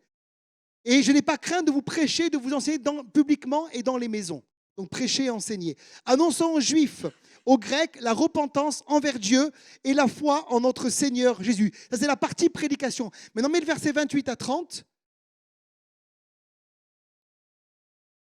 Prenez donc garde à vous-même et à tout le troupeau sur lequel le Saint-Esprit vous a établi évêque pour paître l'église du Seigneur qui s'est acquise par son propre sang. Verset 29. Je sais qu'il s'introduira parmi vous après mon départ des loups cruels qui n'épargneront pas le troupeau et qu'il s'élèvera du milieu de vous des hommes qui enseigneront des choses pernicieuses. Rien n'a changé, frères et sœurs. Pour entraîner les disciples après eux. Remets le verset 28, s'il te plaît. Donc il dit, prenez garde à vous-même et à tout le troupeau. La première partie les exhorte sur ce qu'ils doivent prêcher. Ne rien cacher, prêcher et enseigner. Mais la deuxième partie, il parle sur comment on doit veiller sur le troupeau. Et c'est là où je nous interpelle. Est-ce qu'on veut juste prêcher et enseigner ou est-ce qu'on est prêt à faire la deuxième partie, veiller sur le troupeau? Parce qu'il y a des loups qui s'introduisent parfois, il y a des fausses doctrines, il y a des chrétiens qui s'égarent. Est-ce que vous croyez que moi, pasteur principal, je peux tout faire? Est-ce que je peux veiller sur tous les chrétiens de l'Église? Non. On est une équipe. À la jeunesse, vous êtes 3. C'est vous qui veillez sur la jeunesse. Quelque part, vous êtes sous l'autorité du Seigneur, sous la mienne. Vous êtes des mini-bergers du groupe de jeunes. D'accord? Et vous devez veiller. Votre rôle, ce n'est pas juste de venir et une fois par mois, donner un bon message joint, prier, power, fire, et tout le reste du temps, pas veiller sur les gens. Moi, j'ai du mal avec ceux qui me disent, mon rôle, c'est prêcher, ça s'arrête là. Mais tu n'es pas un vrai prédicateur. Prêcher, c'est veiller sur le troupeau. Est-ce que lui est là ce soir? Non, il n'est pas là. Alors, je vais l'appeler. Je vais décharger le pasteur parce qu'il ne peut pas voir qui est là tout le temps. Est-ce que telle sœur, elle était là à la réunion de prière? Non, elle n'est pas là. Ok, alors je vais l'appeler. Ce n'est pas juste monter power, non. Est-ce que lui, il est là? Je vais l'appeler. Est-ce que lui a besoin? Je vais le visiter. Vous voyez, je suis étonné de voir qu'il y a peu de prédicateurs dans les églises qui font des visites. Prenez des rendez-vous avec les gens. Faites des one-to-one. Prenez du temps. Arrêtez-vous. Soyez comme quelqu'un qui soigne la brebis blessée. C'est ça le rôle du berger. C'est le caractère du prédicateur. Et ça révèle souvent là où on en est avec le Seigneur. Pourquoi Dieu a choisi David et pas ses frères? Parce que David, dans le secret, il a défendu les brebis contre le lion et l'ours. Et il pouvait en public tuer Goliath. Et Dieu a testé dans le secret qui il était pour l'élever en public. Avoir un cœur de berger. Aimer les gens, prendre soin des gens, prendre soin du troupeau, vous voyez. Que je prêche ou que je ne prêche pas, ce n'est pas grave. Ce qui compte, c'est que je prenne soin des autres. Vous voyez, il y a un pasteur brésilien qui a une communauté qui ne sait pas lire ni écrire. Donc des milliers de gens au Brésil, écoutez, c'est pire que l'Afrique. Hein. Ils vous ont battu. Hein. Le Congo, tu diras à ton père, il y a pire, il y a le Brésil. Hein. D'accord? Le Brésil, c'est une église presque par rue, vous voyez. Et des fois, alors moi j'admire ça, des fois c'est des églises du même mouvement. D'accord? Donc on a beaucoup à progresser en France. Hein? Et c'est une église d'Assemblée de Dieu là, tu traverses une autre là, et des églises de 5 000, 10 000, 15 000, 20 000. Kassar y a été, il m'a dit c'est impressionnant. Et il y a un pasteur brésilien, il a une église où personne ne sait lire ni écrire. Personne. Alors on lui a posé la question, mais comment les gens font à lire la Bible chez toi? C'est ce qu'il a répondu? Ils me regardent et ils font comme moi. Ils me regardent et ils font comme moi. En fait, il est une Bible lue pour eux. Il est une Bible ouverte. Comme ils n'arrivent pas à lire, ils le voient intègre, ils comprennent qu'il faut être intègre. Ils le voient loyal, ils comprennent qu'il faut être loyal. Ils le voient aimer, ils comprennent que Jésus a dit d'aimer. En fait, quand les gens ne comprennent pas la Bible, ils doivent la comprendre à travers vous. Vous êtes des prédicateurs, pas juste du dimanche, en toute occasion, de tous les jours. Les gens vous regardent et doivent savoir quel est le chemin pour aller à Jésus. Vous n'avez pas l'air chaud, hein, ça va. Hein. Il n'y a pas de amen, vous me regardez là, c'est... Amen, hein. C'est important ce que je vous dis. Et vous savez quoi, j'ai découvert quelque chose. Quand vous vivez comme ça et que vous prêchez l'évangile, il y a une puissance après. Parce que vous êtes en réalité intègre avec votre propre vie. On ne peut pas mentir à Dieu. On ne peut pas avoir sur l'estrade un visage et en privé un autre visage. Vous voyez? Je ne peux pas, par exemple, tous les jours, ma femme lui faire la misère et arriver le dimanche matin et dire aux gens, aimez-vous les uns les autres. Les gens vont dire, mais ok, ça passe un temps. On ne peut pas mentir à Dieu. Dieu va dire, arrête mon ami, arrête-toi. Tu as un caillou, enlève le caillou et reprends après. D'accord? Il faut régler ses problèmes. Il faut être intègre devant Dieu. D'accord? Il faut être intègre devant Dieu. Regardez, avant qu'on termine et qu'on prenne du temps dans les questions-réponses, on va lire plusieurs passages. 1 Timothée 3, versets 15 à 14. 1 Timothée 3, versets 15 à 14. Joachim, tu vas le lire en entièrement pour nous. Vas-y. 1 Timothée 3, versets 15 à 14. Tiens. 3, versets 1 à 14. Même à 15. 3, 1 à 15. Donc ça parle des évêques et ensuite des diacres. Ok? Évêques et diacres. Ok, super. Cette parole est certaine. Si quelqu'un aspire à la charge d'évêque, il désire une œuvre. Pardon, je n'ai pas vu la fin. Il désire une œuvre excellente. Il faut donc que l'évêque soit irréprochable, mari d'une seule femme, sobre, modéré, réglé dans sa conduite, hospitalier, propre à l'enseignement. Il faut qu'il ne soit ni abandonné au vin, ni violent, mais indulgent, pacifique, désintéressé. Il faut qu'il dirige bien sa propre maison et qu'il tienne ses enfants dans la soumission et dans une parfaite honnêteté. Car si quelqu'un ne sait pas diriger sa propre maison, comment prendra-t-il soin de l'Église de Dieu?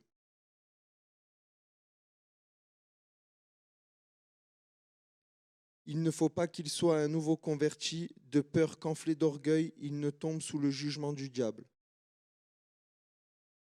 Il faut aussi qu'il reçoive un bon témoignage de ceux du dehors, afin de ne pas tomber dans l'opprobre et dans les pièges du diable.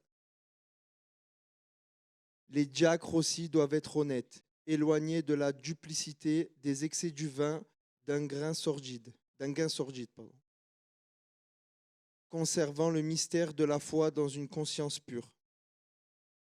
Qu'on les éprouve d'abord et qu'ils exercent ensuite leur ministère s'ils sont sans reproche. Les femmes, de même, doivent être honnêtes, non médisantes, sobres, fidèles en toutes choses.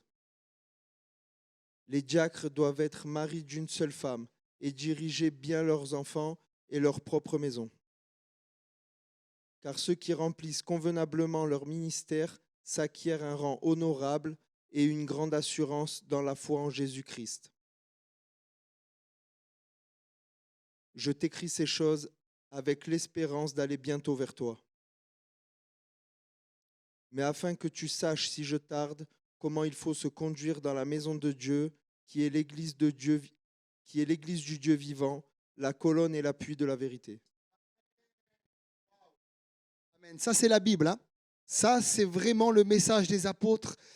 Et malheureusement, à chaque fois que j'ai voulu faire l'expérience de lever des gens trop tôt et que je n'ai pas suivi les principes de Paul, j'ai échoué. J'ai échoué. Je me rappelle d'une belle âme, quelqu'un qui était vraiment au milieu de nous, qui était un bon frère, mais très jeune converti. et il voulait rapidement des grandes choses, des grandes choses. Mais il paraissait tellement bien, tellement intelligent, tellement sage. Je lui ai donné beaucoup et il a sombré. Il a sombré. Et quand tu sombres, souvent tu sombres pas, tu sombres toujours avec les autres, voyez. C'est comme Saül. Quand Saül meurt, mais il dit à l'autre qui prend l'épée de le tuer, mais son fils Jonathan va se suicider, voyez. Souvent, quand un meurt, il fait mourir avec lui d'autres personnes. Et c'est ce qui s'est passé, vous voyez. Des fois, on ne suit pas les conseils de la parole de Dieu. Et là, c'est clair. Bon, là, il parle des évêques. Les évêques, c'est les ministères, c'est les surveillants. D'accord. Vous n'êtes peut-être pas évêque, mais il y a des diacres, il y a des responsables, il y a des prédicateurs, des anciens parmi nous, vous voyez. Donc, c'est les mêmes principes. On les retrouve. Il se répète un petit peu, l'apôtre Paul. Qu'est-ce qu'il dit? Il parle de ne pas être violent, d'être indulgent, d'être pacifique, d'avoir un bon témoignage au-dedans, mais également au-dehors, dans nos familles, sur notre lieu de travail. Il parle beaucoup de la famille. Vous avez lu 2 fois, il parle de la famille. Il dit qu'on ne peut pas enseigner les autres si on ne peut pas prendre soin de notre famille. Et ça, j'insiste auprès de vous. Pour moi, le plus important, c'est vos familles. On ne peut pas aller au ciel et laisser notre famille aller en enfer. C'est impossible. Vous voyez, si on est prédicateur, on doit chercher à ce que nos familles soient là. Par exemple, le dimanche matin, moi, si je vois un prédicateur qui prêche, son épouse, elle est au lit, les enfants sont au lit, il y a un problème. On est tous dans la maison du Seigneur. Parce que ma première église, c'est ma famille. Je ne peux pas, par exemple, aujourd'hui, vous voyez, moi, souvent, je me le dis, hein, vraiment, je me le dis. Par exemple, je me le suis dit jeudi soir.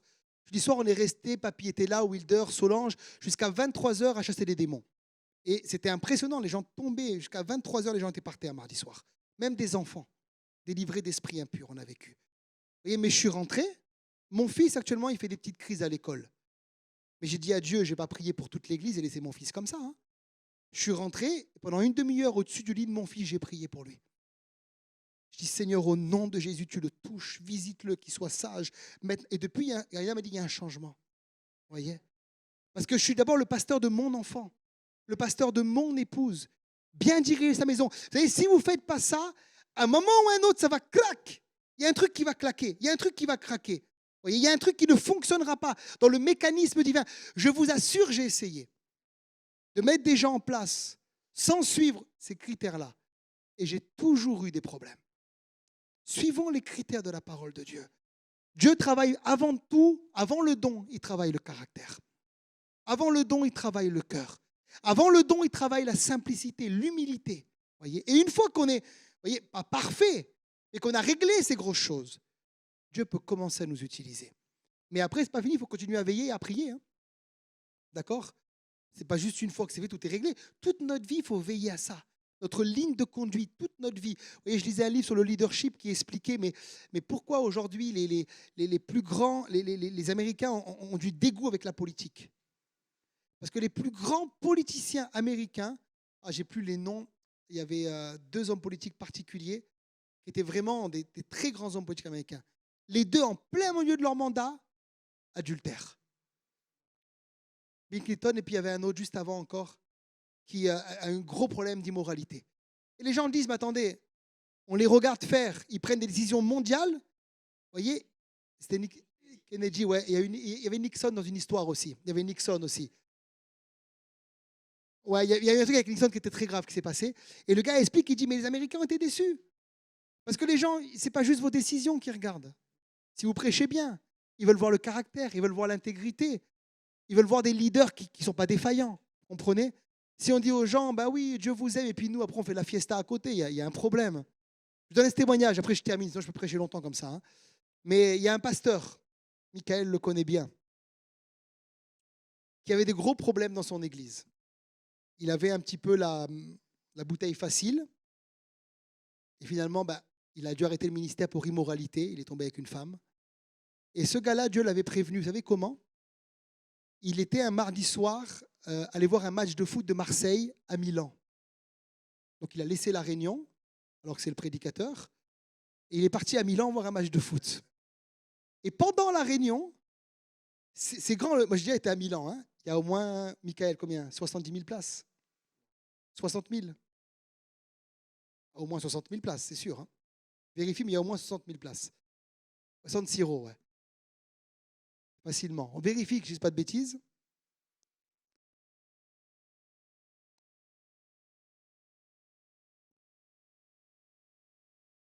Capacité. 80 000, voilà. 80 000 places. Il y a 80 000 places. La caméra de TF1 se braque sur lui. Et il passe à l'écran pendant le match et sur TF1, son visage passe. Comment? Ah ouais? Ok, je ne savais pas. Mais Dieu lui a parlé ce jour-là. Et Dieu était en train de lui dire, c'est pas ta place ce soir, il y a la réunion. On aurait été mercredi, tu aurais pu y aller. Mais pas ce soir, vous comprenez? Et ce gars-là, il jouait avec le feu, il jouait avec le feu. Et un jour, il est tombé pour immoralité, il a dû arrêter l'église. Aujourd'hui, il a un cancer, enfin, il lutte, ses enfants sont une fille dans l'homosexualité. Oui, des histoires terribles. Parce que quelque part, je ne juge pas ce frère, je le bénis, je le connais, j'ai mangé chez lui, je prie pour lui. Vous voyez? Tu es baptisé, tu sais qui c'est, ok. Mais je me dis, on peut prêcher l'évangile et passer à côté. Parce qu'on a un problème de droiture dans notre cœur. L'intégrité, être intègre, se repentir. Si on a péché, se repentir, demander pardon à sa femme, ses enfants s'il y a besoin. Vous voyez? Je sens vraiment qu'il y a la crainte de Dieu quand je parle de ça. Dieu veut vraiment qu'on travaille sur le caractère. Ok, je vais conclure par 2-3 conseils pratiques qui m'ont béni et je vous bénis avec ça, puis je conclue. Après, on va discuter ensemble. Avant un message, il faut prier, vous le savez. La prière est importante. Watchman Nee disait, si les prédicateurs pouvaient passer autant de temps à prier qu'à préparer le message, leur message serait réussi. Mais c'est vrai, quand même, je vous donner quand même l'équilibre, qu'il faut apprendre aussi à vous reposer. Et j'ai vécu, mon père l'a dit dimanche matin, j'ai aimé qu'il le dise, qu'au début de mon ministère, à chaque fois que je prêchais, je priais au moins 2-3 heures. Mon père, lui, jeûnait. Et je me retrouvais sur l'estrade, sans puissance, dans l'esprit, oui, mais physiquement épuisé. Et un jour, et c'est Franck Poulain qui ça m'a béni, il me parlait, Franck, de Cathy Kuhlman. Qui c'est qui connaît Cathy Kuhlman? Qui a eu le plus de guérisons aux États-Unis. Et avant les croisades de Cathy Kuhlman, elle voyait toutes ses équipes prier, prier, prier, prier. Et un jour, elle leur a dit, mais hey, allez dormir, hein. C'est bon, hein. Vous avez assez prié. Ne faites pas tout comme ça dépendait que de vous. Ça dépend aussi de Dieu. Il y a l'équilibre entre la prière et votre repos. Priez ce qu'il faut, mais ne priez pas plus que ce qu'il faut. Soyez dans la foi que c'est Dieu qui le fait. Ne pensez pas que nous, les prédicateurs, aujourd'hui, moi j'étais avec mes enfants l'après-midi, j'ai bossé le matin, j'ai lu ma Bible, j'ai lu mes notes, j'ai prié, mais mercredi, j'ai amené mes enfants au cinéma cet après-midi. Ce soir, je prêche. J'ai fait ce que je pouvais, j'ai prié ce matin. Mais je peux passer l'après-midi entier à prier, mon fils, il a besoin de moi. Hein. Vous comprenez, c'est le mercredi aujourd'hui. Je suis toujours avec eux le mercredi, ils le savent.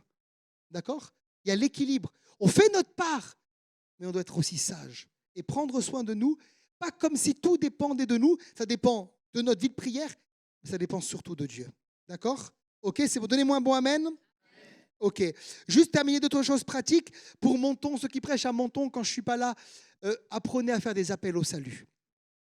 Apprenez même s'il y a une seule personne, faites des appels au salut. Dites aux personnes qui sont là pour la première fois, qui veut donner sa vie à Jésus, apprenez à faire venir les gens devant aussi. Vous voyez? Il me dit que celui qui me confessera publiquement devant les hommes, je le confesserai publiquement devant le Père qui est dans le ciel. Et priez avec eux, faites-leur répéter la prière du salut, prenez les coordonnées, apprenez, à Monton particulièrement, à jeter le filet le jeudi soir. D'accord? C'est très important. Quand vous faites la Sainte Seine également, ne partez pas sur une prédication, c'est juste une exhortation. La pensée de la Sainte Seine, ce n'est pas monter en disant mon plus grand savoir, mais c'est monter avec 1 ou 2 versets que Dieu m'a donnés dans le lieu secret et d'être assez dynamique pour garder l'esprit prophétique et réveiller les morts pendant la Sainte Seine, d'accord? Et amener une consécration et une vision claire de la croix. C'est ça la pensée de la Sainte Seine. D'accord? Dieu me parle par exemple, je ne sais pas, sur Éphésiens 2, il nous a ressuscités avec Christ. Après, j'ai un autre verset, par exemple, qui correspond à ça. Je viens, je les cite, et je parle en 2-3 secondes là, de la résurrection, de ce que Dieu veut faire. Je libère une parole prophétique, oui, je mets le feu, et après, je redescends, et on prend le repas du Seigneur. Ce n'est pas un truc qui va plomber l'ambiance, où on va développer toute une compréhension de l'exégèse. Oui, ce n'est pas ça la pensée. D'accord? C'est maintenir la flamme. OK? OK, ça va? OK, super. OK, juste...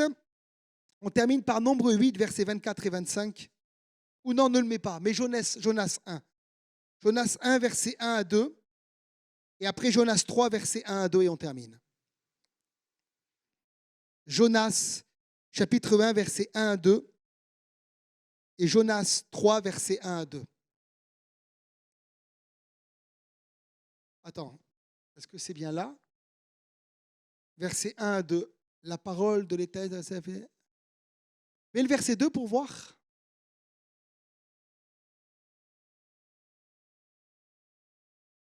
Non, ok, j'ai pas pris les bons versets. Dans les 2 chapitres de Jonas, je regarderai pour vous, je vous dirai une prochaine fois. Dieu dit à Jonas de proclamer le message qu'il lui donne pour Ninive. 2 fois. Celui-là, vas-y, mets-le. Lève-toi, va à Ninive, la grande ville, et proclame la publication que je t'ordonne. Vous voyez, ça m'a marqué ça, que je t'ordonne. Et je crois que c'est écrit une 2e fois aussi. 2 fois, Dieu dit que je t'ordonne. Donc quand on vient prêcher, je termine par ça, on ne proclame pas ce qu'on a envie, mais on proclame la publication que Dieu nous ordonne. Et des fois, je termine par ça, j'ai dû prêcher des messages où franchement, j'avais peur des gens. Notamment un jour, je me rappelle, Dieu me dit, fais une série sur la loyauté. La loyauté. Ah, c'est un grand thème ça. À la fin des temps, les gens seront déloyaux, dit la Bible. Vous voyez ? Toi, tu arrives avec 5 dimanches sur la loyauté. Le lendemain du culte, je croise un chrétien à Beau Soleil qui me dit, alors tu finis quand ta série, hein? On n'a pas besoin de ça à l'église. Hein? Vous voyez, vraiment. J'ai vécu ça, une intimidation. Et lors du 3e message sur la loyauté, je suis en train de préparer mes notes et un démon m'attaque chez moi. Un esprit d'intimidation. J'ai comme une peur de l'homme qui vient sur moi et comme une crainte, mais physique, hein, qui me dit, arrête de prêcher ça. Les gens vont être contre toi. Tu vas perdre des gens si tu prêches ça. En fait, non, j'allais juste réveiller les rebelles pour que Dieu s'occupe d'eux, vous voyez. Mais Dieu m'a ordonné de prêcher 5 messages sur la loyauté. Je dois le faire. Quand j'ai prêché un message qui s'intitulait terrible celui-là. Conquérir ou mourir. 2 messages, conquérir ou mourir. Mais Dieu me parle clairement. Je prêche ça. Et je prêche avec une tension interne parce que j'avais un combat spirituel. Là, j'ai eu les plus grands coups de ma vie. Ouais, tu prêches des messages durs à l'église, tu n'as pas besoin de ça, etc. Dans la même année, 15 personnes quittent l'église des rebelles. Et 15 quittaient parce qu'ils ne voulaient pas rentrer dans le projet avec nous. En début d'année, c'était prophétique. Dieu préparait en disant, cette année, c'est une année où les gens qui ne veulent pas du projet partiront, ils vont mourir dans le désert. C'était prophétique.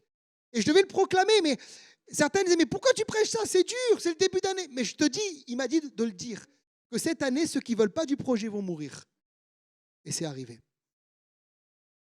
Ne prêchez pas ce que vous voulez, prêchez ce que Dieu vous dit de prêcher. Après, il y a des formes à mettre, hein, ça j'ai dû l'apprendre aussi, il y a des formes à mettre. Tu peux tout dire en mettant des formes, d'accord? Mais prêchez la parole de Dieu. Vous avez été bénis, ça va?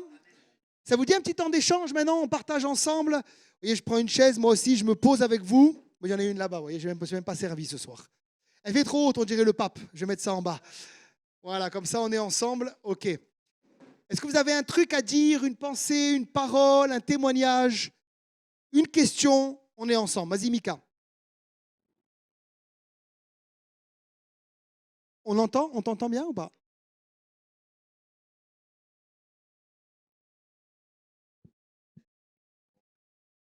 Non, je Ouais, veux vas-y, juste, vas-y, Montpellier. je veux juste partager un truc en tant que trésorier. Quand il a prêché sur conquérir ou mourir, ça reste toujours, depuis le début de l'année, le meilleur dimanche en termes d'offrande. Donc, quand Dieu ordonne quelque chose, Ah, c'est c'est ce qu'il fait. intéressant. Ah ouais, lui, il est intéressant. Il vient de dire que quand j'ai prêché conquérir ou mourir, c'était le meilleur dimanche financièrement de l'église de l'année. Quand tu obéis à Dieu, Dieu bénit financièrement. Mais c'est un signe. Hein. Quand tu obéis à Dieu, même si les gens ne sont pas contents, Dieu, il approuve et il bénit l'église financièrement. Amen. Seigneur, on veut un ministère de 650. Non, je rigole. C'est comme Billy Graham pour payer le bâtiment. Non, non. On veut recevoir ce que tu veux nous donner, Seigneur. Amen. Vas-y, Eric. Ouais, je voulais juste savoir, est-ce que tu peux nous donner une fourchette de timing Pour la prédication? Oui, à tenir. Alors, on dit généralement que le cerveau humain ne peut pas retenir plus de 20 minutes. Donc même si tu fais un beau message de 50, les gens n'en retiendront que 20. Et les gens qui sont quand même intellectuellement réveillés, tu vois, t'en as qui dorment, ils ne vont rien retenir, hein. Mais au moins 20. Donc, ce qu'on conseille dans les écoles bibliques américaines, c'est de faire un message de 35 minutes généralement. Moi, je dis, c'est vrai que je ne vais pas tomber non plus dans l'autre extrême. On a vu depuis le Covid des églises, il faut prêcher des fast-food, vous voyez. Quand tu prêches plus de 20 minutes, les gens s'en vont. C'est trop long, le culte, mais il reste 3 heures devant Netflix. Moi, je trouve ça horrible. Donc, j'essaie de faire 35-40 minutes, pas plus. Et 35-40. Quand je fais une étude biblique, je fais 50 minutes, par contre. Mais généralement, au culte ou un mardi soir, c'est 35-40. Parce qu'il y a plusieurs raisons aussi. Il faut comprendre, d'abord, nous, on loue une salle. Il faut rendre la salle à l'heure. Le mardi soir, les gens qui viennent ici le mardi sont des gens très consacrés. Très consacrés. Et je pense à JC Corinne, Brigitte, ils sont là tous les mardis, ils travaillent. Brigitte est venue toute sa vie en travaillant. Ouais, ils viennent, ils retournent le matin. Donc on ne peut pas les tenir jusqu'à 23 heures. Ça, c'est un manque de respect pour eux. Donc on doit leur donner à manger en 35-40 et permettre, pour moi, je trouve qu'à 9h30, la réunion soit finie, sauf s'il y a une puissante action de l'esprit ou jeûne et prière, pour que les gens soient quand même frais pour travailler le lendemain et reviennent le mardi d'après. Parce que si tous les mardis, c'est 3 heures, 4 heures de réunion, les gens ne viendront plus. Hein. Ils vont dire, hey, mais il faut nous respecter aussi. Oui, Solange, elle habite à Saint-Augustin, il vient tous les mardis, il faut respecter les gens. Mais 35-40, c'est bien. D'ailleurs, on peut Soudril le fait, moi, j'aime pas le faire, mais on peut aussi se chronométrer. Hein. Ça me met du stress, j'aime pas regarder le chronomètre. Je connais mes notes, je sais que ça dure 35-40, mais il y en a qui mettent le chronomètre dès le début. C'est pas interdit. On se chronomètre, arrivé vers 35 minutes, on commence à aller tranquillement vers la conclusion. Corinne. Micro à Corinne pour le live.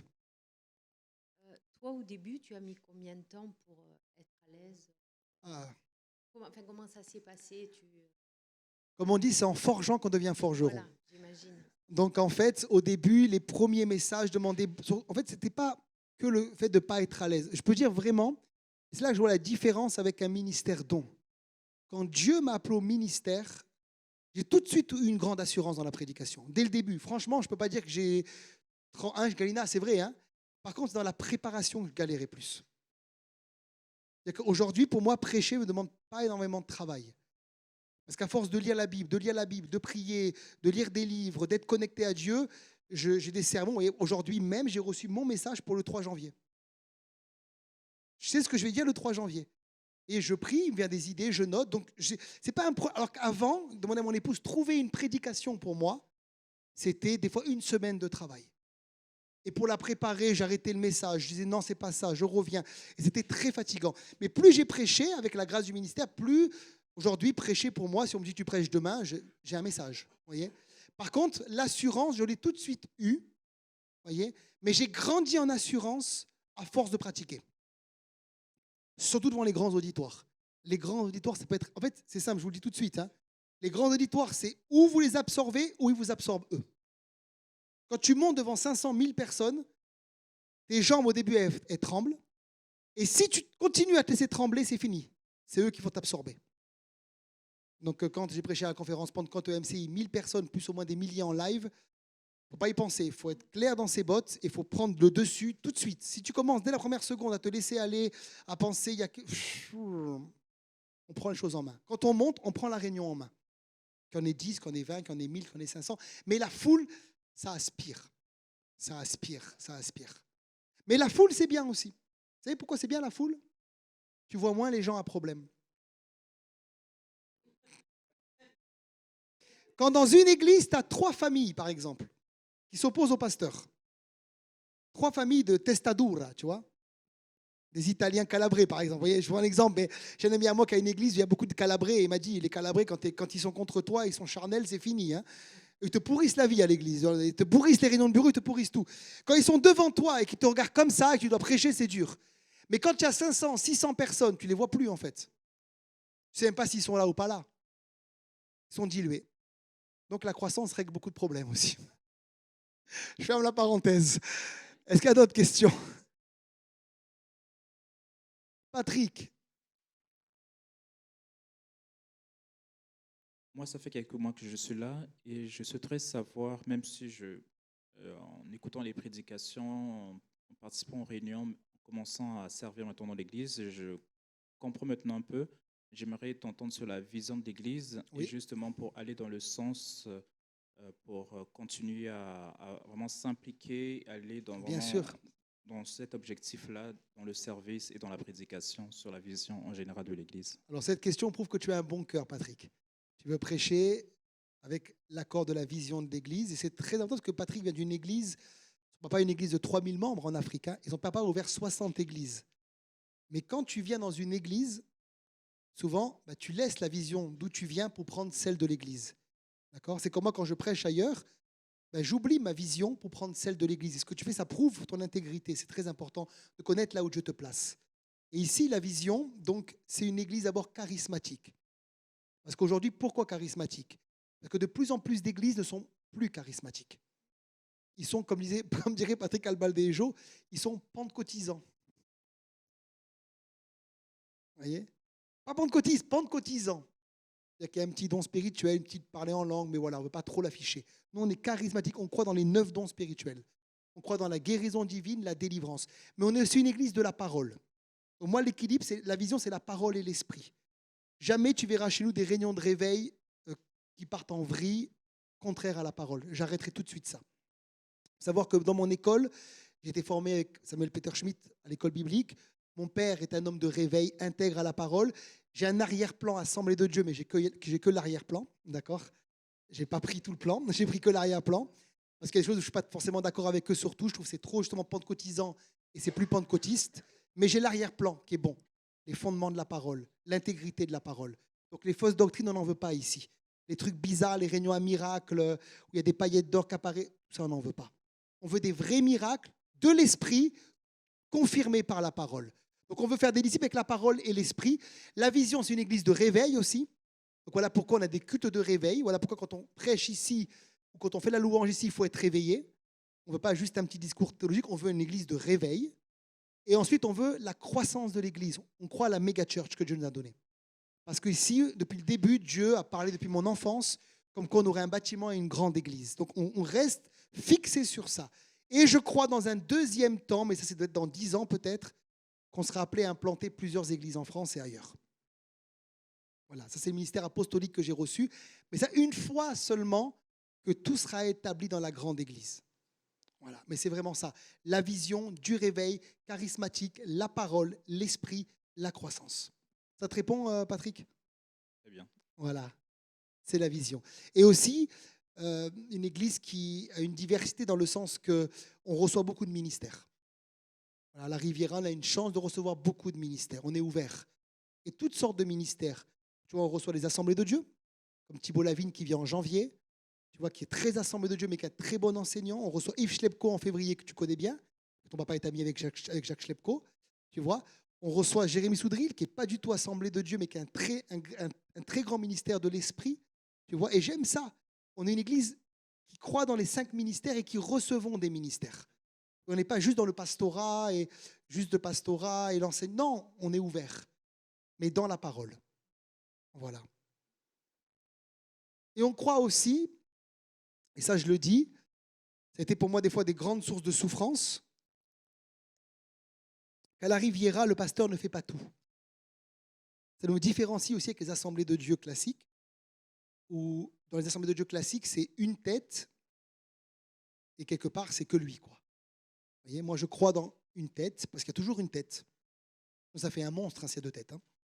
Vous voyez, il faut une tête, mais qui travaille avec les talents de l'Église. Et j'ai appris ça avec Patrick Salafranc, mon deuxième maître de stage, à l'église d'Antibes, bien qu'il soit assemblé de Dieu, il avait une très grande ouverture. Il y avait 52 services dans l'église. Il y avait des prédicateurs, il y avait des gens qui faisaient la soupe populaire, il y avait de l'intercession. Et je crois que ça, c'est la beauté de l'église. On n'est pas une église qui centralise tout sur le pasteur. Il y a un pasteur principal, il faut une tête, il faut quelqu'un qui tranche, qui sache dire oui, qui sache dire non, qui dit on va à droite, on va à gauche, mais il travaille avec des équipes. Voyez. Moi, j'aime le dimanche matin, par exemple, dimanche matin, la dame qui a été guérie, la jeune fille là, au champ, comme j'étais avec mon épouse hier, le témoignage, c'est pas moi qui ai prié, c'est quelqu'un de l'église qui a prié. Voyez. Je crois que Dieu se sert de vous et que si vous avez un bon cœur, vous êtes soumis, vous êtes loyal, vous êtes sanctifié, eh bien Dieu va vous faire évoluer dans votre service et vous allez vivre des grandes choses avec Dieu aussi. Je crois ça. Plus un ministère apostolique que pastoral. Voilà, c'est ça la pensée. Voilà. Amen. D'autres questions? Ça vous bénit ces échanges? Ça vous fait du bien quand même? Ça va? Amen. Pelé, tu avais une question? Prends le micro, Pelé, pour le live. Quand tu as dit qu'on ne prêche pas depuis notre âme, oui, en fait, mais après, il y a les saisons dans lesquelles on vit. Oui. Donc, il y a des choses qu'on n'a peut-être pas encore reçues ou qu'on est en train de vivre. Oui. Est-ce que Alors, tu as un conseil sur ça? En fait, ce qu'il y a, c'est qu'il faut toujours reconnaître dans notre saison la pensée de Dieu. Parce que ce qui se passe, c'est que quand tu es dans une saison particulièrement de souffrance, cette souffrance va être telle dans ta vie que tu peux être tenté de prêcher d'après cette saison. Je te donne un exemple très clair, très très simple. Je ne le cache pas. Une fois, j'ai fait un burn-out ou un début de burn-out. Et j'ai fait beaucoup d'insomnie. J'ai fait une longue période d'insomnie, 1 an d'insomnie pratiquement. Et je n'ai pas prêché une fois sur le sommeil. Pourtant, je souffrais de ne pas dormir. C'était une des plus grandes souffrances de ma vie. Et je prêchais le dimanche matin. Ça, je vous dis, on prêche des fois en souffrant, en étant faible. J'en mets 2 heures la nuit, 3 heures. Vers 4 heures, je trouvais le sommeil. Et à 8 heures, je suis debout et que je prêche. Et quand j'ai commencé à aller un peu mieux, ma fille aînée, elle faisait passer nuit. En fait, j'ai passé 3 ans pratiquement sans bien dormir. Mais je n'ai pas prêché ça. Parce que je ne sentais pas que Dieu me disait, tu dois prêcher ça. Dieu me disait, tu dois croire pour ta guérison. Et j'ai cru et Dieu m'a guéri. Tu vois? Par contre, j'ai prêché le besoin de l'Église qui n'était pas mon besoin. Tu vois? J'ai su différencier ma saison et le besoin de l'Église. Oui. Alors oui, tu prêches, ça oui. Tu prêches, en fait, dans ton message, c'est important ce que tu dis. En fait, Paul dit, je prêche par la révélation et par la connaissance. En fait, tu prêches la révélation. Donc, par exemple, Dieu m'a dit, personnellement, pour le mois de novembre, c'est le mois des exploits, c'est le mois de la foi. Donc, tu prêches sur la foi. OK. Maintenant, j'ai de la révélation. Dieu me parle quand je prie ma Bible, quand je prie, il me vient des pensées de la foi, c'est ça. Mais je prêche par connaissance aussi, sur ma maturité. Je sais que ce texte veut dire ça, donc je rajoute de la connaissance. C'est jamais que de la révélation. C'est jamais non plus que de la connaissance. Sinon, c'est intellectuel. Il faut de la connaissance et de la révélation. Un bon message, c'est le mix des deux. Par exemple, j'écoute un tali des orateurs, et des bons orateurs, je précise. Et en prenant des notes, j'ai des notes de côté. Et d'un coup, je fais un message sur la peur. Mais tiens, j'écoutais tel orateur il y a 6 mois sur la peur. Qu'est-ce que lui disait? Et je mélange ma révélation et de la connaissance que j'ai acquise en étudiant la Bible par des orateurs. Et ça fait un message dynamite. Comprenez? Et aussi, vous rajoutez votre témoignage. C'est-à-dire qu'en fait, par exemple, si tu prêches sur la peur, moi, j'étais libéré de l'insomnie. Bon, je le dis très peu parce que après, les gens vont dire, les pasteurs, des fois, bah oui, les pasteurs sont attaqués des fois aussi comme tout le monde. Moi, j'évite de le dire. Mais en tout cas, si je prêche dessus, je peux témoigner comment Dieu m'a libéré de la peur. Ça donne de la puissance au message. Toujours un témoignage dans une prédication, toujours 1 ou 2. Ouvrez une fenêtre. Un message sans témoignage, c'est un peu fade. Pour les gens, c'est que de la théologie. Donnez des témoignages. Pas trop, mais 1 ou 2. Et même des témoignages qui ne vous concernent pas à vous. Vous avez vu dans un livre, et comme ce soir j'ai fait, j'ai parlé de Moody, j'ai parlé, vous voyez, de Yom Kippur. Ça enrichit le message. Super, Paulé. Est-ce qu'il y a d'autres questions? Ou même, pas qu'une question, ça peut être une expérience, ça peut être un conseil. Oui, on est... Papy, attention, Papy prend le micro. Alléluia. Je vais juste encourager ou affirmer davantage ce que tu as dit tout à l'heure sur le fait de prêcher l'évangile, prêcher Jésus. La Bible dit que les prophètes, la loi, ils n'ont parlé que de Jésus. Ils ont parlé de Jésus. C'est une grande force. Ce n'est aucunement une honte de prêcher Jésus. C'est ça la force. C'est ça notre force à nous, les chrétiens, les prédicateurs. Si tu philosophes trop, parce que nous, au début de notre marche, quand on a commencé à prendre conscience qu'il fallait prêcher et servir le Seigneur, ça coïncidait à l'entrée pour moi à l'université. Et on avait un groupe avec les frères où on prêchait avant de commencer l'école. Et le danger pour nous, c'était de commencer à philosopher, à prêcher de la philosophie, de la réflexion, à être motivateur, comme tu l'as dit là. Le Seigneur nous a repris. Non, c'est pas ça. Il faut rester sur l'évangile. Parce que le travail de motivation, des philosophies, laissez ça à ceux qui sont appelés à ça. Ils vont être excellents dans ça. Vous prêchez Jésus. Ça semble redondant. On a l'impression qu'on se répète, mais c'est ce qui sauve. Amen. C'est ce qui sauve. C'est ce qui sauve. Et quand tu as dit que être prédicateur, c'est bien au-delà de passer devant, c'est une vie. C'est une vie. On est prédicateur parce qu'on est devenu. La Bible dit que le Seigneur, quand il nous sauve, on reçoit la parole, on devient des chrétiens. On n'a pas des connaissances des chrétiens, on devient des chrétiens, on devient des enfants de Dieu. Quand on apprend à l'école, par exemple, on termine, on a un diplôme des juristes, on devient avocat. On a ça tout le temps. Le matin, le soir, ce n'est pas l'ensemble des connaissances, c'est un caractère, c'est une personne que tu es devenu. Tu es devenu enfant de Dieu. Prédicateur, c'est pareil. Notre relation avec l'évangile, c'est pas, on devient. Ça doit être plus qu'une fonction, plus qu'un rôle. C'est vraiment un caractère, c'est une nature. C'est pour cela que le Seigneur fait des dons. La Bible dit qu'il prend des personnes, il en fait des captifs et il fait des dons des personnes qui sont ce qu'il a envoyé, au-delà des gens qui savent ce qu'ils ont reçu. C'est un peu ça. Je voulais vraiment insister sur ce que tu as dit parce que ça m'a parlé. Moi-même, j'étais en train de réfléchir sur ça. Mais Seigneur, comment je vais prêcher que Jésus? Il dit, ben oui, mais ceux qui sont venus avant toi, ils n'ont prêché que Jésus. Tu l'as dit là. Il dit, ben, prêche Jésus, prêche comment se repentir, la foi, l'amour de Dieu. Prêche ça. Et tous les grands prophètes de la Bible, là, ils parlent de Jésus. Jésus. Et ça va être efficace. Merci Amen, beaucoup. amen. Merci Juste. beaucoup pour ce que tu as dit. C'est juste, il faut être dans l'être plus que dans le faire. D'ailleurs, dans un culte, c'est important aussi de vous dire ça. Les prédicateurs doivent faire la différence. Comme si le culte le dimanche matin, vous arrivez à l'arrache le dimanche matin, vous vous croisez les bras pendant le message, vous ne levez pas les mains pendant la louange. Mais pour moi, vous passez à côté de quelque chose. Voyez. Le prédicateur, il met le feu. Tu vois, moi, ce que je rêve, c'est de prédicateurs devant, de prédicateurs au fond, au milieu, qui cernent le culte et qui mettent le feu partout. Voyez. En gros, on a envahi le culte. Voyez. Et que partout où vous êtes, des cris de joie, ça pousse. Ça. Parce que c'est ça qu'on cherche chez un prédicateur. Voyez. On puisse dire, oh, lui, à l'église, il a le feu. Parce que si tu prêches en feu, après tu arrives le dimanche, tu es comme ça, ils vont dire, les gens, il y a un problème. Vous voyez, on ne fait pas, on est. Amen. Corinne. Ça va le temps pour vous? On peut prendre encore 10 minutes? Ça va ou pas? Vous voulez arrêter pour le temps? Ça va, 10 minutes? C'est bon, vas-y. Vas-y, Je voulais Corinne. juste savoir comment tu faisais pour choisir tes prédicateurs. C'est toi qui les choisis ou ils viennent à toi? Dans l'église, Oui. j'écoute le Seigneur. J'écoute le Seigneur et j'observe le caractère beaucoup. J'observe le caractère, je teste beaucoup. Et les 3 jeunes, là, ils sont en test là derrière, les 3 jeunes, là. Je les teste. Et puis, ils m'envoient leur message. Manu prêche vendredi, il m'a envoyé ses notes. Tu vois, je vais regarder ses notes au calme. Tu vois, je les forme sur les notes. Après, par exemple, Jean-Luc, c'est un beau témoignage. Jean-Luc, je pourrais témoigner longtemps de Jean-Luc. Parce que Jean-Luc, je l'ai connu prédicateur et directeur de louange avant. Et quand il est venu chez nous, je sentais que le Seigneur, à un moment, voulait l'utiliser. Mais il y avait un temps où il avait besoin de restauration, de se retrouver. Et à Menton, un jeudi soir, je prêche sur la parabole des talents, tu t'en souviens? Je lui dis, Jean-Luc, tu dois reprendre un service. Commence déjà les enfants, tu as un talent. Et puis j'ai vu en Jean-Luc un cœur de serviteur.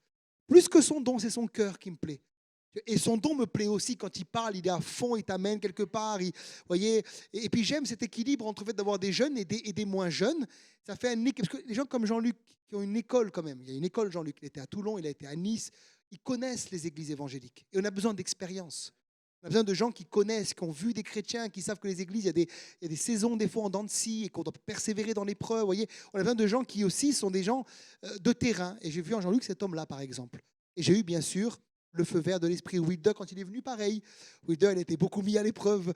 Il venait du Maroc, pourtant il prêchait dans son église avant. Il était dans tous les services de l'église. Et je lui ai dit, tu viens chez nous, tu ne vas plus rien faire, Jean Wilder. Dans les rangs. Dans les rangs, Wilder. J'ai travaillé le caractère avec lui, voyez, pour qu'il apprenne à prendre la vision, à se soumettre, à prendre soin de Préfina. Parce que Wilder, c'était un homme d'affaires aussi. Là-bas, il avait plein de trucs.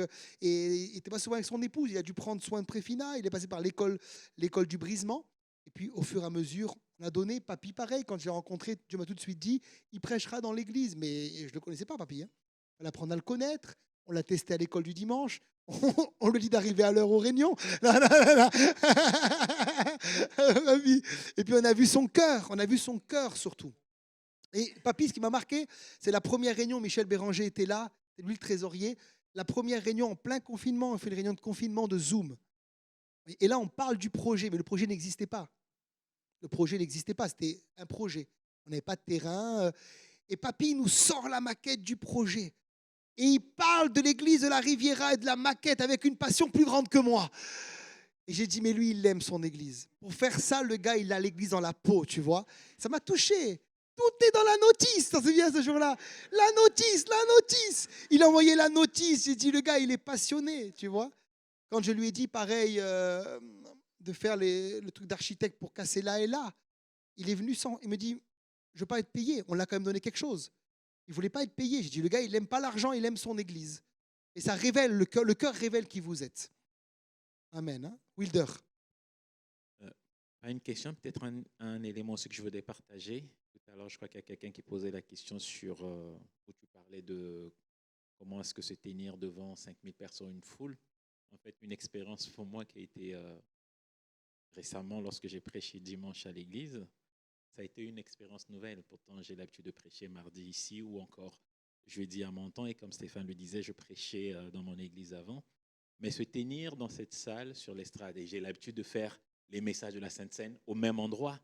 Mais là, en fait, la pression, elle a été autre. De rentrer, dès que je suis arrivé dimanche, de réaliser en fait que tu as le fardeau de parler à cette église, ça a été autre. Et ce qui m'a beaucoup aidé, c'est vraiment de me déconnecter de toute cette réalité et de chercher la présence de Dieu pendant les temps de louange. Alors j'ai vraiment senti comme c'était un fardeau qui tombe. Parce que je suis rentré avec une pression, mais pendant les temps de louange, au début, j'étais un peu dans mes notes. Après, à un moment donné, j'ai été attiré vraiment à aller dans la présence de Dieu. Et là, je suis rentré dans la présence de Dieu. Tout autour de moi était comme vide. Et ça m'a aidé vraiment de monter sur l'estrade, comme porter, oublier tout autour. Mais c'est vrai que quand je me suis levé là en face, je regarde la foule, c'était impressionnant. C'était impressionnant. Et à côté, tu t'adaptes avec le nouveau micro autour. Tu te dis, bon, allez, voilà, ça a bien fonctionné. Entre-temps, j'ai failli faire comme Stéphane, un poil, un peu de retour, ceci, mais bon. Mais voilà, ces temps de prière, ce que je veux vraiment souligner, c'est pendant ces moments avant de monter sur l'estrade, c'est vraiment de se connecter à Dieu. Non pas à ses notes, non pas à la foule. Vraiment, chercher la face de Dieu va nous aider à bien se sentir pour partager le cœur de Dieu. Ce que tu dis, c'est très important. Puisqu'en fait, ma prédication est parfois plus forte dans l'onction quand je réussis bien mon temps de louange. En fait, la louange, ça amène un truc, une onction.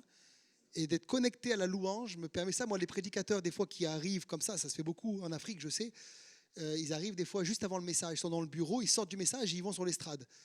Et Jacques Schlepko me disait, quand il prêche en Afrique, lui, il refuse de faire ça. Il dit non, je vais au moins arriver au moins 3-4 chants avant pour voir l'atmosphère, voir la présence de Dieu, parce que je veux connecter avec Dieu et avec le peuple. Vous voyez, ça aide beaucoup. C'est vrai, Wilder, c'est une très bonne réflexion. Ça aide à changer votre prédication. Amen. Est-ce qu'il y a une dernière question? Vas-y, Coco, vas-y. Alors, tous les deux, allez-y, pas de souci. Témoigner un petit peu par rapport à... Vas-y, Corinne. Pendant les 3 jours de jeûne, tu m'as demandé de prier pour la boîte. Et justement, c'est pas grand-chose, mais du coup, j'étais malade après. j'ai vomi et tout. Après la boîte? Ouais, parce que c'est une pression. Ouais, je pense que et effectivement, ce que dit Wilder, c'est vraiment hyper important. Oui. Parce que à un moment donné, quand on était tous hyper sous l'onction et j'aurais prié, mais de suite, quoi, tu vois.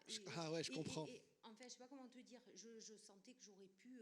tout péter. Ouais, exactement.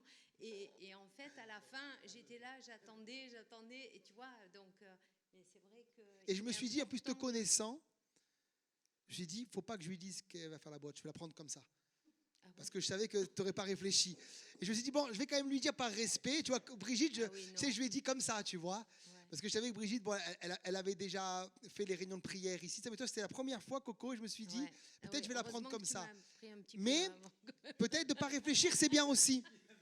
Peut-être de ne pas réfléchir, c'est bien aussi, d'être prêt comme ça. Mais en effet, garde les yeux sur Jésus. Pense pas, garde les yeux sur Jésus. En fait, prie Jésus comme tu le prierais dans ton salon, en fait. Voilà, avec ton cœur. Comme mon père, il fois, il prêche sur l'estrade, je ne sais pas s'il est conscient qu'on est là, en fait. Ouais. Tu as vu, il est comme ça. D'ailleurs, ma mère va mieux ce soir. Hein. Les résultats montrent qu'en fait, elle a fait une prise de sang. Le problème qu'elle avait, c'était viral et c'est en train de diminuer et baisser. Donc là, ils lui ont dit, vous êtes sortie d'affaires, madame. Voilà, donc merci Seigneur. On l'a su tout à l'heure. Jérôme, vas-y. parlé d'équilibre entre l'église, la famille, tout ça. Oui. Comment tu as fait, toi, pour trouver ton équilibre? Ah, super question. Tu me chauffes sur un point important, là, vas-y. Parce que moi, des fois, j'ai des moments de famille, on va dire, avec ma femme. Ouais. Mais si j'ai un message de jeûne ou quoi que ce soit de l'église, en fait, je vais couper le moment et je vais m'occuper de l'église. Et tout le temps. Et j'arrive pas à dire stop ou à dire non aux jeunes ou répondre plus tard. En fait, Alors, je suis obligé. tu es comme moi, tu as les mêmes problèmes que moi. C'est les problèmes des passionnés. Et c'est pour ça que j'ai fait un burn-out. C'est que j'arrêtais jamais, en fait. En fait, j'avais pas de coupure. D'accord? J'avais aucune coupure. Ma vie était complètement désordonnée. Pour moi, je me levais, je servais Dieu le matin jusqu'au soir, et selon les besoins. Donc, en fait, il y avait un besoin à droite, j'allais à droite. Il y avait un besoin à gauche, j'allais à gauche. Et en fait, aujourd'hui, d'abord, il faut apprendre à cloisonner ta vie. Pas non plus cloisonner en étant rigide, mais il y a des cloisons dans ma vie. Aujourd'hui, j'avais promis à mes enfants de les amener au cinéma. Mais je prêche ce soir. Donc je dis à mon épouse, va à la piscine avec les enfants. Ce matin, il y a le cours de Mathéo. Moi, l'après-midi, je cloisonne, je coupe mon téléphone. Je suis au cinéma. Et toute l'après-midi, j'étais au cinéma et au KFC avec mon fils. J'ai cloisonné. Et ce matin, j'ai cloisonné. C'était Dieu. Faire des cloisons. Tu vois, le samedi, pour moi, ça va être une cloison samedi. Je ne travaille pas samedi. Je ne travaille pas. Parce que le dimanche, je vais beaucoup donner. Et le dimanche après-midi, souvent, j'ai encore des demandes de prière. Donc, je sais que c'est une grosse journée le dimanche qui termine tard. Là, je suis pour le service. Donc, je cloisonne. Je sais quand est-ce que je dois servir, pas servir. Maintenant, il y a aussi ce déséquilibre de notre génération actuelle où on est passé, par exemple, d'un enseignement qui disait Dieu, le service, la famille, à Dieu, la famille, l'Église. Mais même dedans, il y a un déséquilibre. Je vais t'expliquer ce que Dieu m'a dit, j'en parlerai en janvier. Dieu m'a dit, il est écrit aussi, tu dois haïr ton père, ta mère, ton frère, ta sœur. C'est écrit pour le Seigneur. Et aujourd'hui, il y a beaucoup de gens qui se cachent derrière la famille pour plus rien faire dans l'Église. Notre génération, particulièrement les jeunes adultes, qui ont entre 30 et 40 ans, qui ont des enfants, quand tu leur demandes de servir, ils ne peuvent plus. J'ai la famille, pasteur. J'ai la famille, pasteur. Mais là, ça devient une idole, leur famille. Et la priorité, parfois, n'est pas ta famille, mais c'est le service. C'est ce qu'on appelle la priorité du moment. Par exemple, quand je pars à l'île Maurice, Dieu me demande de partir. J'ai entendu Dieu m'a dit, vas-y. Galina va rester une semaine. Va dire à mon épouse, pendant une semaine, la priorité pour ton mari, c'est la famille. Elle va se taper les gosses tout seul. Vous savez, on ne pense jamais à elle, mais c'est la consécration, prier pour elle. Hein. Quand je pars des fois, une fois ou deux par mois, c'est très dur pour elle. Et elle continue son service, elle ne dit rien. Mais moi, Dieu m'a dit d'y aller. Donc en y allant, j'obéis à Dieu et je crois que Dieu prend soin de ma famille. Par contre, quand je rentre, je rééquilibre. Donc c'est le besoin du moment. Je ne sais pas si tu comprends. J'arrive à jauger la saison. Aujourd'hui, c'était mon fils. À l'île Maurice, pendant une semaine, c'est pour le Seigneur. Et on ne va pas me dire, oui, mais ta famille, mon fils, il pleure quand je pars. Oui, mais il va comprendre un jour que papa, il appartient à Dieu. Et je crois qu'en faisant ça, il sera sauvé, il servira le Seigneur. Parce que ceux qui servent Dieu, il y a une grâce sur leur famille. Moi, ma famille, tous, on sent qu'il y a une grâce liée au service de mon père. Il n'a pas toujours été là, mais il y a une grâce. Tu comprends? Par contre, je ne rentre pas dans le déséquilibre de mes pères qui, quand ils rentrent du voyage, reprennent comme si tout de suite... d'ailleurs, quand je rentre, c'est les vacances de Noël, d'ailleurs, c'est très bien. Tu vois, je vais faire que les urgences et les réunions. Mais à Noël, je vais prendre soin d'eux. Je vais les amener au marché de Noël. Je vais être avec eux. Et si j'estime que je suis au marché de Noël avec eux, le téléphone, je ne le prends pas. Je ne le prends pas. Je réponds le lendemain ou je réponds le soir. Et ça, c'était mon gros problème. Dans ma tête, on m'écrit, il faut que je réponde. Je suis payé pour ça. Je suis le pasteur, on me paye. Donc, il y a un besoin, je dois y répondre. Et j'ai mis des années à sortir de ce truc qui est en fait juste horrible, qui te culpabilise, qui te rend inefficace et qui n'est même pas juste devant Dieu. On ne me paye pas pour ça. On me paye pour paître le troupeau comme Dieu me dit de le payer, de le faire. Pas comme on me dit, tiens, j'ai un besoin, allons, viens. Je ne suis pas un esclave, hein. Je suis esclave de Christ, pas des hommes. Donc, c'est moi qui dois gérer mon emploi du temps. Et j'ai mis les équipes en place. Par exemple, il y a une jeune fille qui m'a appelé ce matin. Là, c'est dans mon timing où je pouvais répondre. Mon épouse n'était pas à la maison, je travaillais ce matin. J'ai répondu, je dis, pasteur, j'ai des oppressions dans les pensées, tout ça. Je sais que là, mon emploi du temps, il est booké jusqu'à Noël. Il est booké. Tout est booké. Donc, je ne peux pas la prendre. Donc, j'ai dit, appelle Solange et tu verras avec le groupe de Wilder pour qu'elle soit prise là-bas. Moi, je ne peux pas la prendre.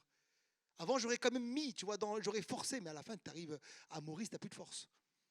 Je dois savoir quelles sont mes limites. Voilà, qu'est-ce que je peux faire et pas faire. Tu comprends? Tu dois cloisonner.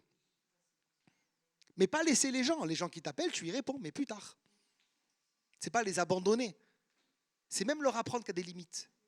En fait, les gens, ils ont pas de limites. Les gens, ils vont t'appeler à minuit, 1h du matin. 2. En fait, écoute-moi bien, plus tu réponds vite. Moi, je réponds vite qu'à vous. En fait, les leaders, quand vous m'écrivez, je vous réponds tout de suite parce que pour moi, vous êtes une priorité. J'ai dit à Dieu, cette année, c'est les leaders. Voilà pourquoi je fais la réunion ce soir. La priorité, c'est vous former, c'est qu'on soit ensemble. Mais les gens, si je leur réponds vite, ils vont me répondre. Ils vont dire, oh, il est accessible, le pasteur. Non, non. Je dois faire exprès de mettre du temps pour certains, pour qu'ils comprennent. Je vais m'occuper de toi, mais j'ai aussi une vie à côté. Ça s'apprend, Jérôme.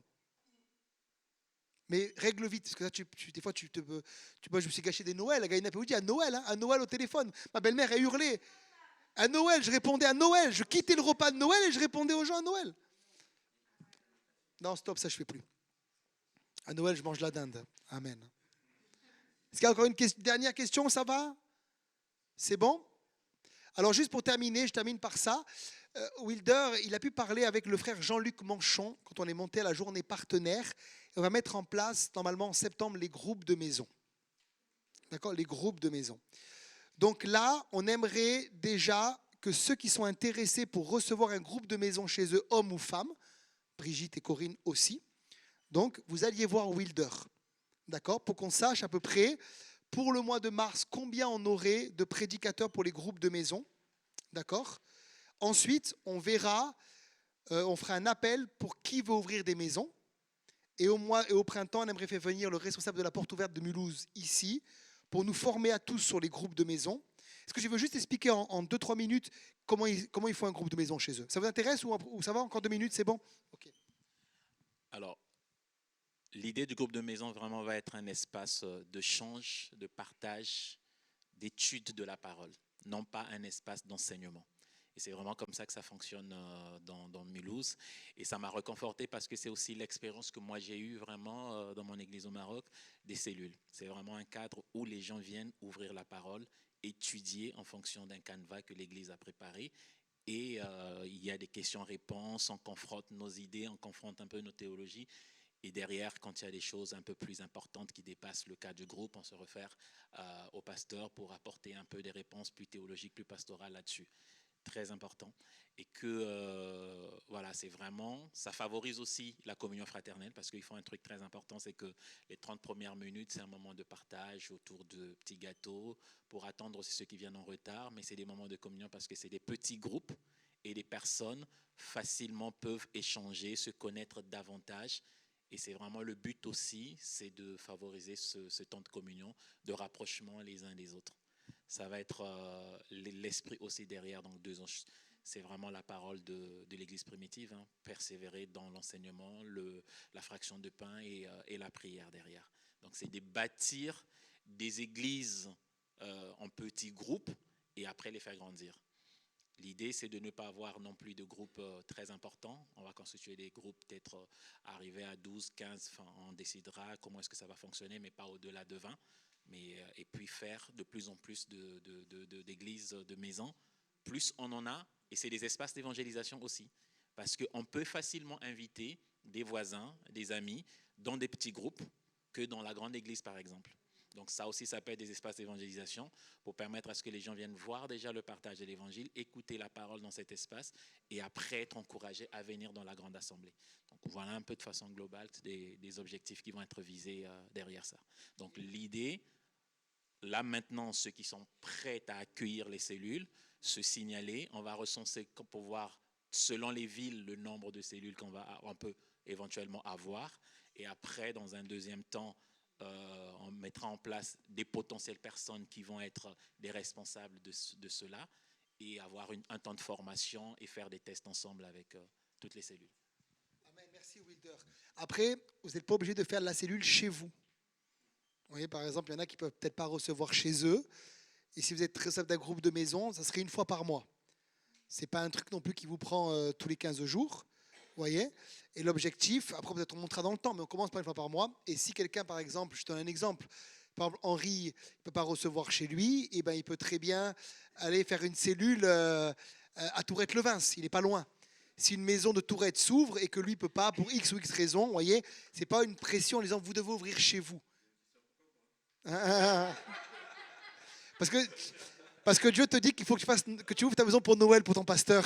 Non, c'est pas vrai, c'est pas vrai. C'est pas Dieu, ça c'est moi, c'est pas moi. Parce qu'il a une belle maison, une grande maison, Henri. Dieu l'a béni, alléluia. En tout cas, voilà, vous n'êtes pas obligé, il n'y a pas de pression.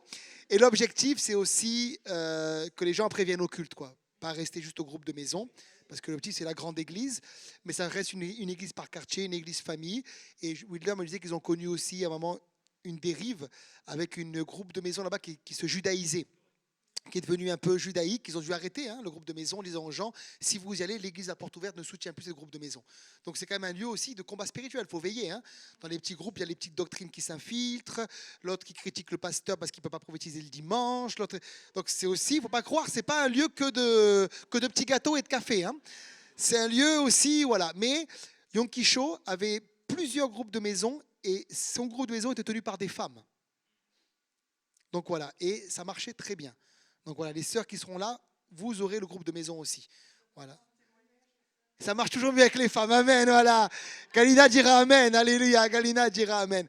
Donc voilà, on ouvre. Mais voilà, pour les femmes, on ouvre progressivement. Vous comprenez aussi ça. Que l'Église n'a pas été habituée ici à la Riviera, parce qu'on est aussi issus des assemblées de Dieu. Mais il y a deux manières de prendre un virage, où on le prend comme ça, et on perd des gens, ou on le prend progressivement. C'est ce qu'on est en train de faire. Mais les gens s'habituent à avoir des femmes aussi qui sont capables. Pour moi, une femme peut faire l'école du dimanche. Oui, on y croit. Donc elle peut faire plus que l'école du dimanche aussi. Parce que l'école du dimanche, c'est quoi? C'est prêcher finalement à un enfant. Des fois, quand on réfléchit. Voilà, bon. OK. Voilà, donc on ouvre progressivement. Solange, tu veux dire quelque chose? C'était juste une petite anecdote concernant les groupes de vie de la porte ouverte de Mulhouse. Il y avait Claude Gruder qui en avait parlé au mois de février l'année dernière, me semble-t-il, où il disait que quand on accueillait un groupe de vie, il fallait aussi penser que c'était un endroit où les pierres se polissaient, dans le sens où tout le monde, quelqu'un qui est maniaque par exemple, va devoir accueillir quelqu'un qui l'est moins. Et alors, pardon, je ne savais pas. Voilà, et lui expliquait qu'en fait, il était tout feu, tout flamme pour le groupe de maison, et il venait de faire son parquet dans sa salle à manger.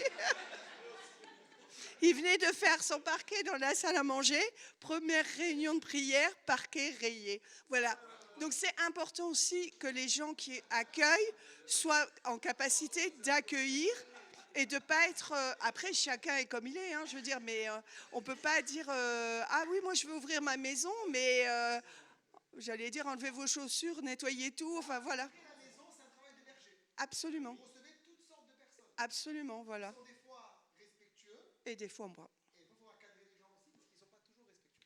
Vas-y, Henri veut parler, je sens, vas-y. Les gens ne sont pas respectueux alors. Pour information, moi j'ai un exemple. Mon beau-frère. Bon, mon pasteur aussi. Et maintenant, il vient à la maison, tout se passe bien. Stéphane, tu es venu quand il y a quelques jours. Et, ouais. Non, impeccable. Donc, il y a toujours de l'espoir, il faut savoir, dans l'évangile. On peut toujours s'améliorer. Par contre, il ne faut pas régresser. C'est ça, le but de l'évangile, c'est ça. Donc, vous avez compris. Si vous allez chez Henri, enlevez les chaussures. Enlevez les chaussures. Mais ça vaut le coup, il fait des bons gâteaux après. Il fait des bons gâteaux. Amen. C'est la moitié. Il fait des bons cafés. Vous avez été bénis ce soir? Ouais, c'est pas. Alors, je vous dis aussi, je termine par ça. Ce soir, je ne sentais pas que c'était forcément un temps d'onction. Et des fois, c'est vraiment l'onction. Je vous impose les mains, on prie. Mais là, le but, c'était plus partager, enseigner, s'écouter. Vous voyez, on a prié quand même. Mais voilà, il y a des fois des réunions, ce n'est pas forcément toujours le power, mais c'est l'enseignement qui prévaut.